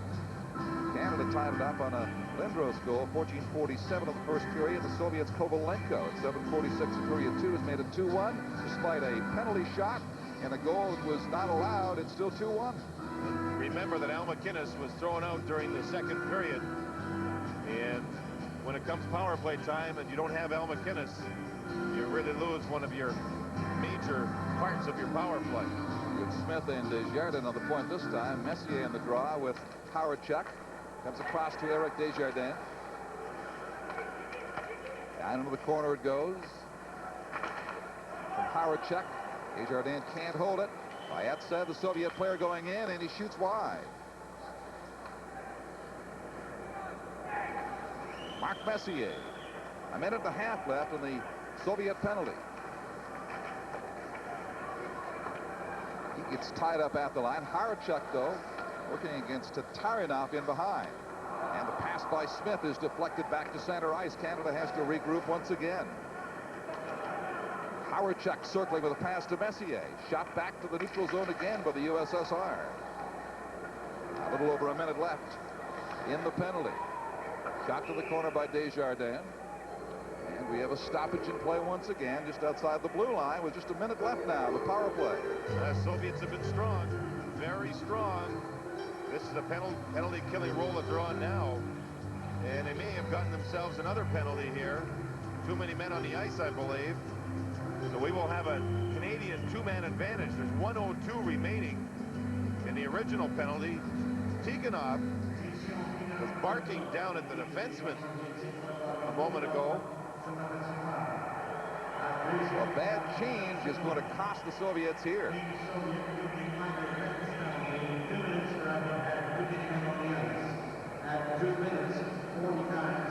That's one way to alleviate a shorthanded situation, but you have to pay for it.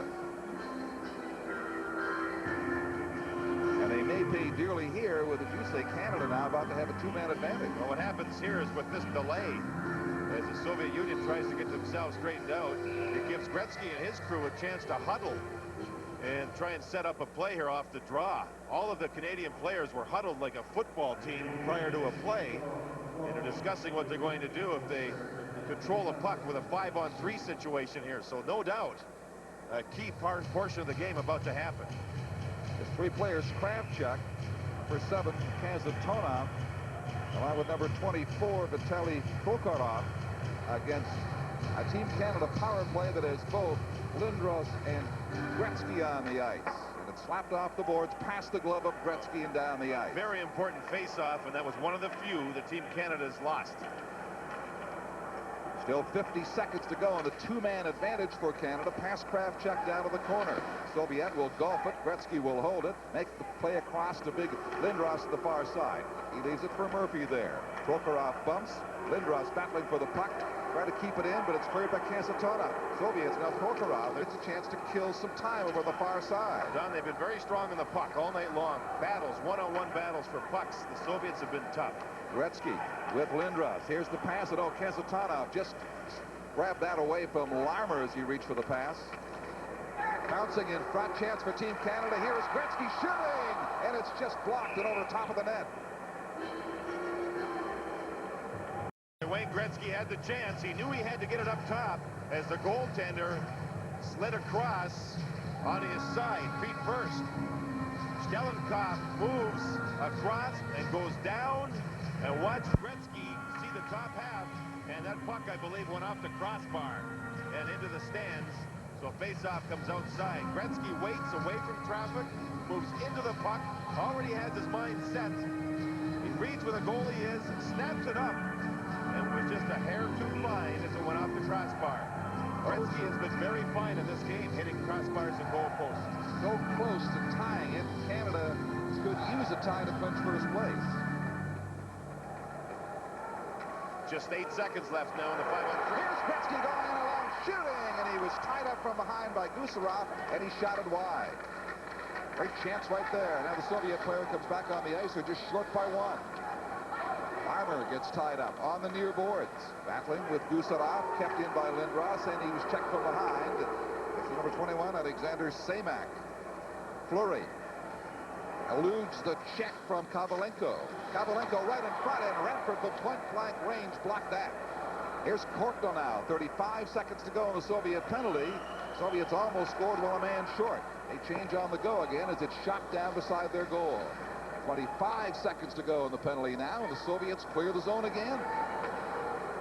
A great job of the USSR. First short by 2, now by 1 of holding Canada at bay despite some great chances. Gretzky's had 1. He'll try it again at the blue line. They fail to penetrate. 3 defensemen in particular, Kravchuk, Gusarov, and Kasatonov, have shown why they're world-class defensemen in killing these penalties. Little Fleury back to Coffey. His booming shot off the glass high over top of the net. And the last penalized Soviet player comes back on the ice. They've weathered the big storm here.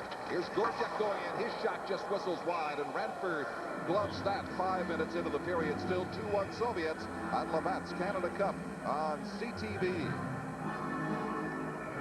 son and I usually agree on what groceries to buy, except when we get to the cereal aisle.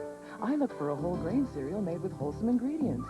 He wants one that's good tasting and fun to eat. That's why I approve of new Honey Nut Cruncharoos from Kellogg's. They're a source of food energy. Crunchy O's made with whole grain oats, chunks of almonds, and golden honey. Honey Nut Cruncharoos are part of this complete breakfast. If he wants Honey Nut Cruncharoos, I approve. Honey Nut Cruncharoos from Kellogg's. You'll approve. Bill Ranford's had a very big night again in goal for Team Canada, and he has kept them in this game long enough for Gretzky and the others to make some big scoring bids at the other end, but were denied.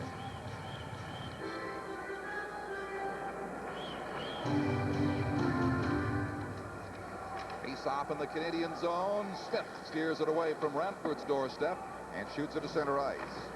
Vladimir Malikov, promising young Soviet defenseman, shoots it right back to the Team Canada zone. Larry Murphy with it now. Graham past the Soviet defense player, gets it down the left boards, but they clear the zone so quickly. It's tough for Team Canada to penetrate, and when they do, they don't often keep it in there very long. Puck goes up among the spectators, and there'll be a face-off here with about 5.5 minutes gone now. Don, in watching the last game with Team Canada against the Czechoslovakians, the Czechs never skated very well. They stood around a lot. In this game, the Soviet Union has been in constant motion ever since the game started. And when they're in constant motion and getting in to the lanes, the 3 lanes on the ice, it's tough for Team Canada to break up and try and set up offensive plays. The dump and chase game may become a very important part over the last 14.5 minutes. Sutter tied up by Fedorov. He gets it free to Kozlov. Kozlov taken down by Smith. Now Prokhorov for the Soviet Union. He's got one of the goals tonight to Fedorov. Tied up by Sutter in the corner. And Graham makes a nice move to get it out of the zone. Murphy tries to steer it ahead. Now Graham for Sutter. Sutter to Tocchet. Tocchet gets turned around, hit from behind as Graham carries on in the Soviet corner. As the Tarnoff defending for the USSR. Dirk Graham with the Chicago Blackhawks with it there. Gets some help from Rick Tocchet. Now Sutter. Sutter across the ice, shotted wide. And back it comes all the way inside Canada's blue line, giving both teams a chance to change. Sutter. Lead pass, it is good for Robitaille. And he's denied again by the Soviet goaltender, Schnallenkov. Another great scoring chance turned away. This is the Labatt Canada Cup on CTV. As he moved across with Robitaille. Kind of obvious that Robitaille had to go to the right side with the player slashing on the other side. Stelenkov read it pretty well. Lucky he's able to stay in his feet. I kind of thought so too. Messier out of the draw now. Number 16 for the Soviets, Alexander Galchenyuk. Messier wins the draw. Robitaille giving chase in behind. Gusarov will use the boards to clear it back to center ice. 6.5 minutes gone. Third period still 2-1 Soviets. Soviets on the attack again. Shanahan makes the check in the corner. Now Stevens. Long drive from center ice, glove by Schnallenkov. It could be a penalty, and it is. The goaltender shot the puck directly into the stands without it going off the glass or off a player. So Canada gets another chance here. Well, I don't know. Bad mistake again. First on a poor line change to the ice. Now this kind of a penalty's got to hurt Tikhonov. That's exactly right. I believe the puck was rolling on the goaltender, Stelenkov, and he just released the shot, and he has a straight blade too. One of the few blades you ever see the goaltenders use. In fact, Ranford does too, and that's hard to believe. Two in the same game where the goaltenders' blades on their sticks are dead straight. If that puck flipped directly into the stands, 2-minute penalty. Canada gets another chance. Play of game penalty. And 6:50 of period 3.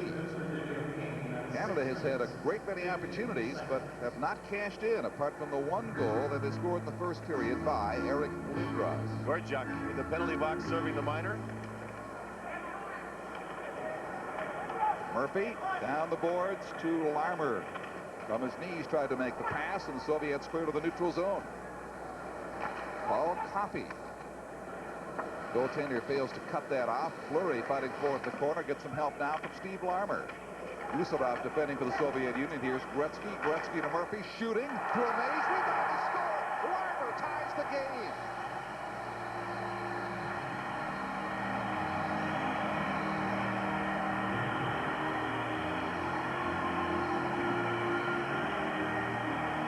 Larmer got to the loose puck. It was a point shot by Murphy, taking the pass from Gretzky, and it's blocked. But it goes right to Larmer. It was not picked up by Tatarinov, and Larmer put it in. Tatarinov was on Larmer, but backed right off, and that gave Larmer an instant or two to get the puck and put it in behind the Soviet goaltender. And on the power play, the Canadian club ties it up. You'll notice that Lindros was not on the ice on that unit, Don. They had Fleury in his place with Larmer and Gretzky, and the Canadians won the face-off with Fleury and controlled the puck. So Larmer gets his third goal of the tournament, and Canada's got a tie with the Soviets here. 7.5 minutes into the final period. Samak offside called at the blue line of Team Canada. 2-2 is the score. This is the Labatt Canada Cup on CTV.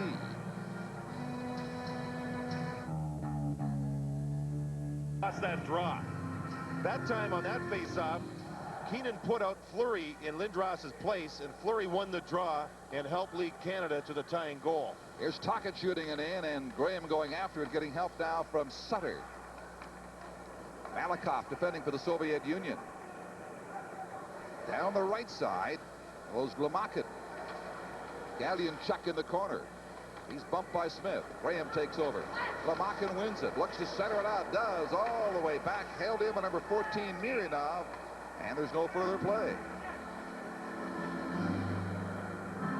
Team Canada rotating two right defensemen, primarily Murphy and Desjardins, because McInnes took the penalty in the second period and was tossed out, so the Canadian club down to just 5D. Lindros getting a shift here. You know, Don, I think the 18-year-old who said he was uptight in Montreal, and he said to me today that it would be awful here tonight. It has not been awful at all. In fact, these fans have been rather passive considering the Lindros thing. But Lindros looks like he's exasperated somewhat. He hasn't had that dominating game in which he's had throughout the tournament. Compared to the Montreal Forum reception, this is like Maple Leaf Gardens, his hometown for Eric Lindros. Now, these fans have been classy despite what was expected by some. Nothing at all has materialized. In fact, just the opposite. No garbage on the ice other than that trumpeter's hat. Even he got it back. Kravchuk failing to hold it for the Soviet Union at the Team Canada blue line. A 2-2 tie, and yes, a tie can benefit Team Canada. They would finish deadlocked with the U.S. if they beat Finland tonight, but would win in goals for it against first place. Lindros makes a pass, and it's offside. That was a good attempt by Lindros, but not a sharp one. He put the team offside, put himself offside. That's what I meant. Lindros, who has without a doubt been a dominant player throughout this tournament, just does not seem to be on the top of his game. This is an example of it. He'll bang the puck off the boards. It's a brilliant play if it works, but he puts it off the boards on the wrong side of the blue line, and Courtnall's offside. Well, just not real sharp. He can be forgiven for that. Not totally comfortable by any means, despite how well things have gone here tonight. He likely won't really relax until the charter takes off late tonight. Here's Fedorov now with a chance for the Soviets. A sharp angle shot. Ranford goes down. Thought he might have been hurt for a moment there, the way he fell. He thought he still had the puck. He did not. And he tried to keep his body tight and squeezed in case the puck was there. And center ice, Fedorov now digs it ahead for the Soviet Union. Here they go in, 2-on-1, try to find number 9 in front, Kozlov. Team Canada recovering. At the blue line, in they come. Stevens for Lindros. Couldn't get it to him. Fedorov now on the right side. Hyderov. Hyderov shooting weakly. Surprised Ranford, though. Late reaction, but he steers it aside. Now Robitaille for Courtnall. Lots of skating here with Messier digging in ahead of the play, and the rest of Team Canada changing on the go. Almost looks like the Soviet Union, every time they come up the ice, is coming down their left side. Team Canada's right side. And remember, Team Canada's minus a defenseman on that side. You wonder if the Soviets are trying to exploit that area. Al McInnes banished for the night for cross-checking a major penalty. Coffey centering it through. Near boards, Desjardins shooting, quick reaction, rebound there off Steinikov, and nobody could get it. Kurilev got turned away. Fleury overskates the puck. Now Kovalenko. Kovalenko is taken down. There's no penalty on the play. Fleury forechecking for Canada here against the puck on the left side. He's got Messier with him. Leaves it for Messier. Goes to the net, and the sharp angle shot is blocked by Steinenkopf. It remains a 2-2 tie past the 10-minute mark from Quebec. This is the Labatt Canada Cup on CTV.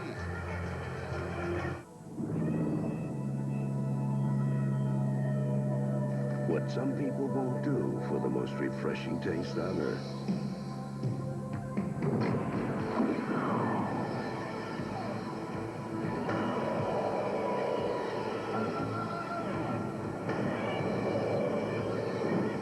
Always keep plenty of Coca-Cola Classic on ice. You never know who'll drop in.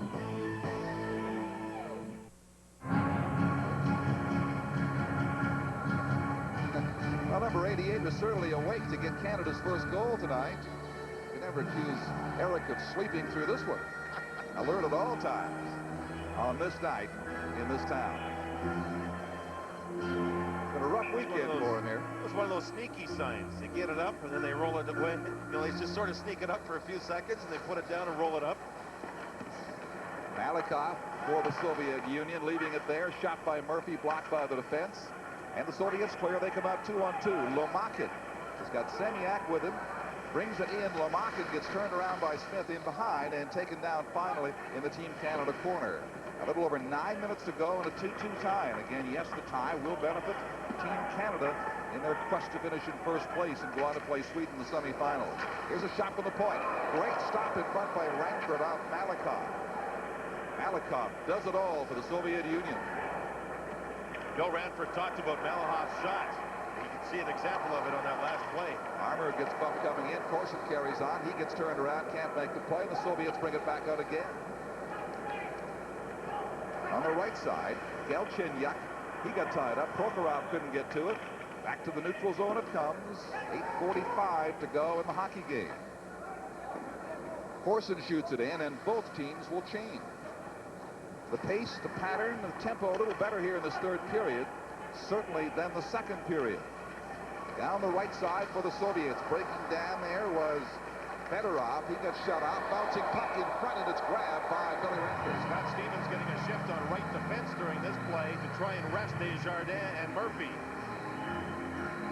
Well, we remind you to be sure to stay tuned right after the game for the Butterball Canada Cup game highlight. Butterball, when only the best will do. Butterball Turkey Franks. Now, there's something you can sink your teeth into. They're downright delicious and nutritious. The chuck wagon treat round my campfire. How does Bill Clement get to do that with his voice? It's got to hurt. Pretty good save by Ranford, reading the play as he sneaks over and grabs a loose puck. Soviets having a strong shift to keep the same unit of 5 on the ice. Fedorov on the draw for the Soviet Union against Sutter. Sutter, one of the great face-off men in the National Hockey League. And Team Canada has possession in their own zone. A little over 8 minutes remaining now in the hockey game. They're tied at 2. Soviets have twice taken the lead. Canada's twice come back to pull even. Sutter now works against Fedorov, and Graham fires it inside the Soviet zone on the delayed offside. It's a free trip out for Kozlov. Now the long lead pass ahead of center ice finds it. Kozlov tries to drop it off for Prokhorov. Goes into the corner against Coffey. Prokhorov helps out. Comes up with a puck. Centers it out across Ranford's crease. He just deflects that out of harm's way, and it's back to center ice. Soviets trying to put everything towards Ranford. Bad angle shots and everything, and that's out of character for them if you think of years past. They used to try and just set up with a good shot. Hyderov takes it in. Kovalenko also in the corner and behind the net. Desjardins for Canada. Courtnall. Gusarov against him. Now Howardchuk. Howardchuk tries to send Lindros away. Pulls his way past the Soviet defender. Courtnall, he shot wide. A great scoring chance right there for Team Canada. What a play by Lindros to pull his way through and then read the play at the same time to set up Russ Courtnall. Eric Desjardins for Canada. Ahead to Smith now. Lindros pulling his way in against Gusarov again. Unsuccessful this time. The Soviets respond. Samak with it. Tries his centering pass, broken up. Big shot in front. Here's a chance. They score. It is Semak putting it in for the Soviet Union. They take the lead for the third time. Courtnall had a great scoring chance during this shift and missed the net. The Soviets, a few seconds later, take advantage of a puck that changes direction. Very similar to the play that Canada scored on the power play. You'll see the puck get moved back, and Tatarnoff kind of fans on it, but Semak read the play, and did he ever keep his concentration level high? Semak drops it back, and it goes to the net. Reads where the puck is deflected, and not a clean shot, but he controlled it. And there you see Bill Ranford committing himself, Semak taking care of it, and it's 3-2 USSR. Alexander Semak makes it 3-2 for the Soviet Union. About 6 minutes and 40 seconds left now for Team Canada to respond. Robitaille into his own zone now. Through it across the net, gave it away to Semak again. He almost had a second great scoring opportunity. Fleury gets it ahead to center ice. Soviets with the lead, doing a nice job of forechecking and keeping Canada thrown into the ice. They're only sending one man in and everybody back in the neutral zone. It's called a 1-4 forecheck with the lead here. Number 16, Galchenyuk at the blue line, is headed off there. Fleury looks for the fast break. Robitaille will carry on from Messier at the blue line. It's offside there, and Robitaille couldn't get it across in time. 3-2 for the Soviets. This is the Labatt Canada Cup on CTV. I'm a big man. Why do so many men stick with Bic? I'm a big man. Because there's a Bic for every beard. Bic Regular, a great shave at a great price. I'm a big man. Bic Sensitive, Bic Babies, tender skin. Bic Metal, slim head. Amazing story of this Labatt Canada Cup 1991. First a tie with Team Canada, some shocking upsets, and now this with the U.S. tonight. Here's a quick shot from the side by Fedorov. That's blocked by Billy Ranford. Less than 6 minutes remaining with a 3-2 Soviet lead here in Quebec City. Kozlov shoots it back in.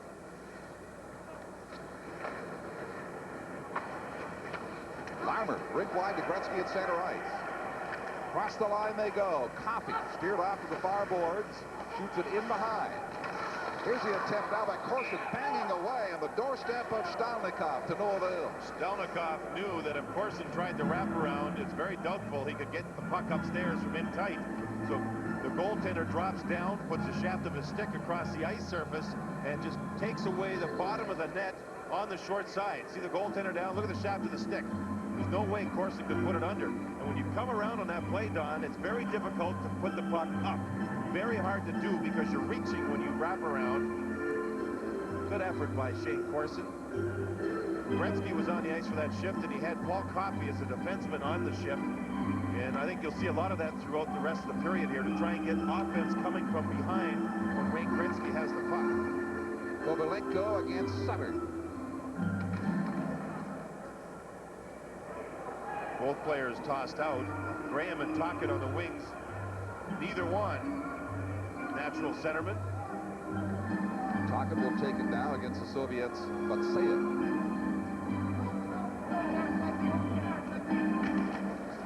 Tocchet wins that. Graham, quick shot. Turned back by Stalnikov. There's a secret weapon with Tocchet. Nice play. And a good save once again. I think we've talked quite a bit about how well Ranford has played. Stelnikov for the Soviet Union has played very well as the Canadians test him here.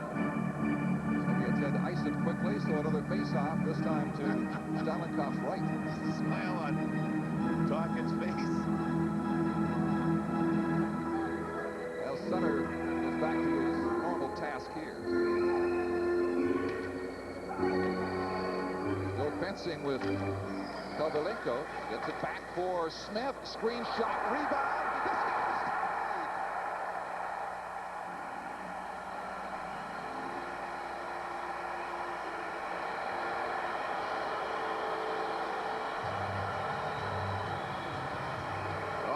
Tenacious, isn't he?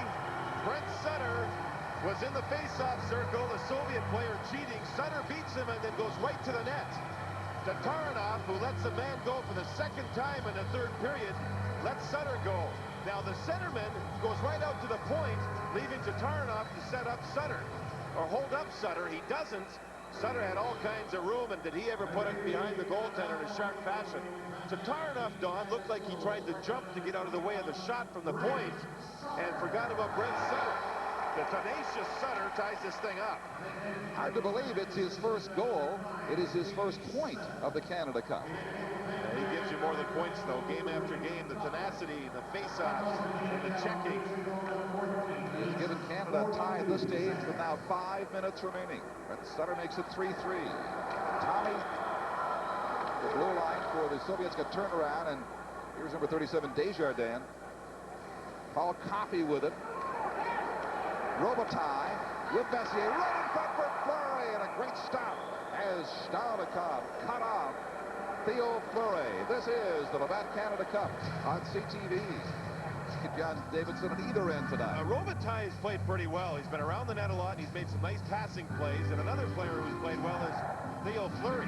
He drove to the net. No one picked him up, and Staunikov had to come across and rob Fleury. Here's Stevens now playing it for Gretzky. In front, Corson couldn't get the shot off. He was marked closely by the Soviet defender. Corson on the boards. They keep it in. Down to the corner, Fedorov for the Soviet Union. Gretzky. It's Kazetuna. And it's shot up in among the spectators with 4:23 remaining. Don, in Canada, in the National Hockey League, centermen, when they lose a draw, tie the other centerman up. Here the Soviet Union do something different. Gretzky won the draw, but the Soviet center went out with the puck to the point man, and the defenseman is then supposed to hold up Wayne Gretzky. It's a different style. Watch Gretzky win the draw, and the centerman head out. Now Gretzky's all by himself. I mean, that's bad defensive play. Absolutely bad defensive play, and the Soviets are very lucky that the puck didn't get into Gretzky. Still 3-3, 4:23 to go. The way things stand right now, the scores don't change here in Chicago, and then it almost changed right there in that quick shot by Desjardins. Canada will finish first. And play the fourth-place team, Sweden. The Swedes knocking off Czechoslovakia today in their final game. Soviets and the Czechs will not be in the playoff round. Here's Sutter. He had just tied this game minutes ago, but it's whistled down at the blue line.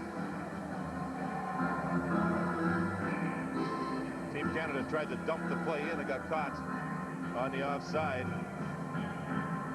Sutter did some rooming with Lindros earlier in the Canada Cup. One thing about rooming with a Sutter, you talk hockey about 22 hours a day and sleep for a couple of the other hours. As of right now, Mark Messier has been rooming with Lindros, trying to get Lindros through this situation in Quebec City, and it has been a bit of a bust here from what we all expected. Very, very quiet crowd. Very quiet. Showing a lot of class. Absolutely. Oh, great chance for the Soviets there, but Sayev falling as he crossed the blue line, carrying on was Fedorov, and smothering it is Landry. An error to the left defenseman, Steve Smith, with a catching glove. Little problem.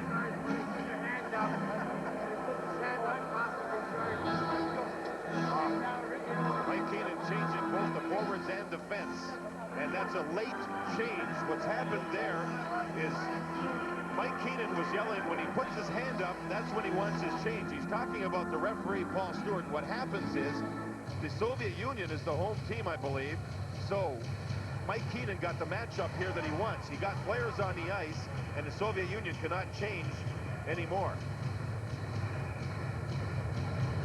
They have Batsayev on the draw against Corson. Corson wins it, takes it back for Desjardins.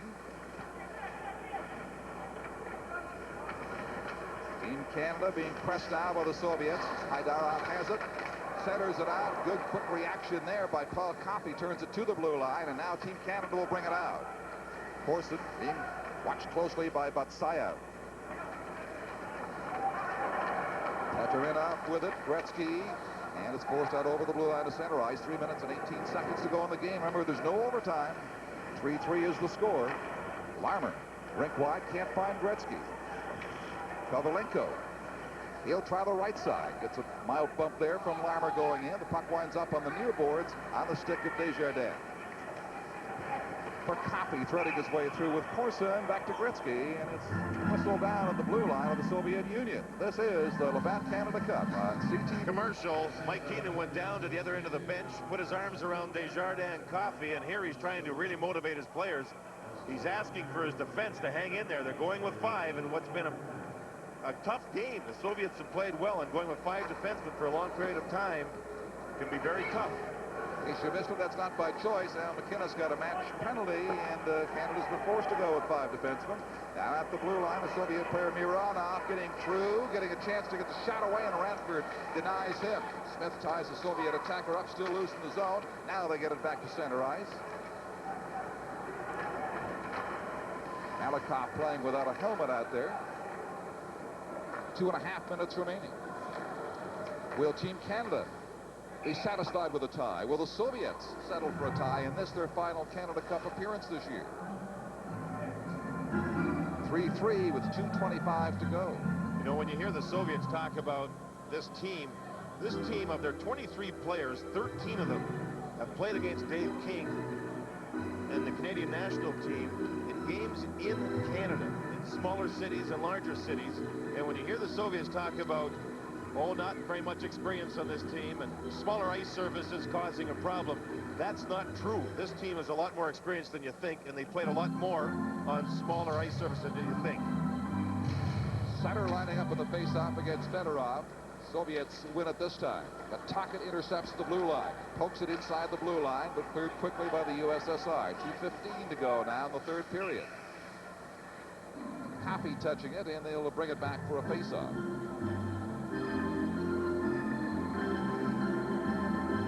Well, gentlemen, the Americans and the Finnish team now tied at 3. About 4 minutes left in the third period. This very well could be a preview to Wednesday night semifinal in Copps Coliseum in Hamilton. Yes, Canada scheduled for the second semifinal. If they finish in first place, that will be against Sweden. The Swedes nailing down the 4th position today. Swedes will be tough. They tested Bill Ranford a lot in that original game between the two clubs. Ranford was great, but the Swedes are without Ulf Samuelsson, who was injured. He's a gutsy defenseman. Desjardins lets that shot go wide. Kozlov out of the near side. Gets some help with Krafcheck now. And it's out to center ice. Face-off will ensue here with exactly 2 minutes remaining in that Canada-Sweden game in the round robin. The final was 4-1 for Team Canada. They got the jump quickly. Bill Ranford lost his shutout there with exactly 2 minutes to go on the hockey game. He was outstanding that night. This is the 5th Canada Cup for Viktor Tikhonov, and he will be heading out with the hockey club back over to the Soviet Union. Back to a very much changed USSR. He was a defenseman one time when he was younger, playing for the Red Army. You know, another thing, you know, Don, the Red Army doesn't supply as many players as it used to, and maybe the discipline has changed a little bit because of that. As it tone off, can't clear. Murphy, a weak shot, is deflected on the doorstep of Stalenkov. Minute 45 to go. Here's a breakdown. Here is Prokhov going in, and he's robbed at point-blank range by Billy Ranford. A tremendous save as Ranford held his ground. Graham, Tocchet trying to get it across to Sutter.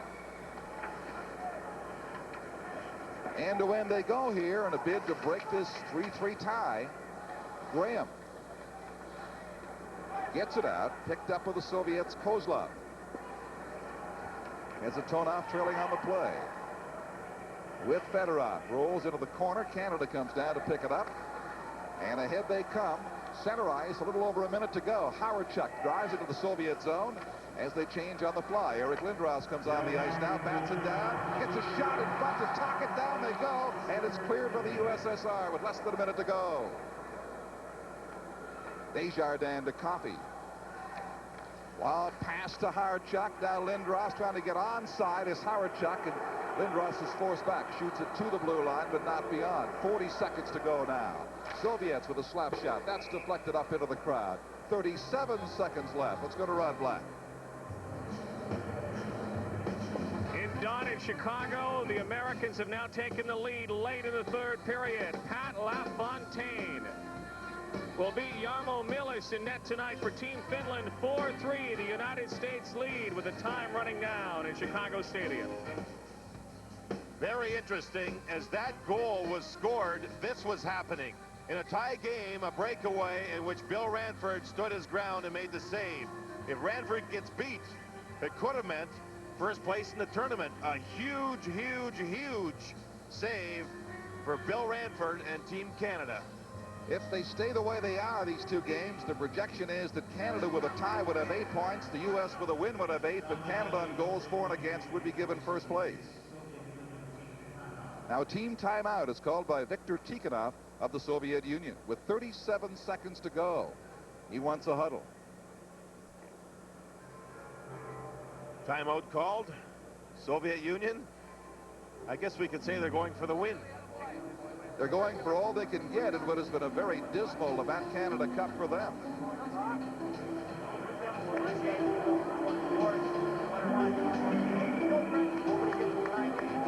Nobody gets behind you. Come on, Billy, you're sharp, Billy. Come on, lad. Hey, boys, come on, here. Interesting comment by Brian Sutter talking to his defenseman, saying nobody gets behind as the Soviet Union try the cherry-picking play, the breakaway play, and it's worked a couple of times here. Once, which resulted in a penalty shot, which they did not score on, and the other time, Ranford just recently making the big save. Canada, too, playing to win it, Don, with Larmer and Gretzky on the ice, along with Paul Coffey. 37 seconds left. Galchenyuk on the face-off of the Soviet Union, forced to the blue line and back to center ice by Larmer. 30 seconds exactly remaining. Corson finds it behind him and skates to the left boards and squeezes it inside the Soviet blue line. Past Larmer comes the clearing pass, shot back in directly on Steinikov. That would have been blown down anyway on the offside with 21 seconds to play. Shots in this game, 36 for Canada, 34 for the Soviet Union. Great goaltending from Bill Ranford and Mikhail Steinikov. Now, right now, the referee, Paul Stewart, is being talked to by the Soviets. Fedorov must be able to speak some English. And Paul Stewart called over, I believe, the assistant captain, Paul Coffey, to tell the Canadians something. I don't know if they were unhappy that the clock ticked away or didn't. I'm not sure exactly what it was. Shows 21 seconds of time remaining. Fedorov communicates that to Tikhonov, and they're satisfied now. We're going to resume play. Fedorov on the draw against Gretzky. It's at the blue line for Kravchuk. 15 seconds left now. Gets caught in Corson's equipment with 14 to go.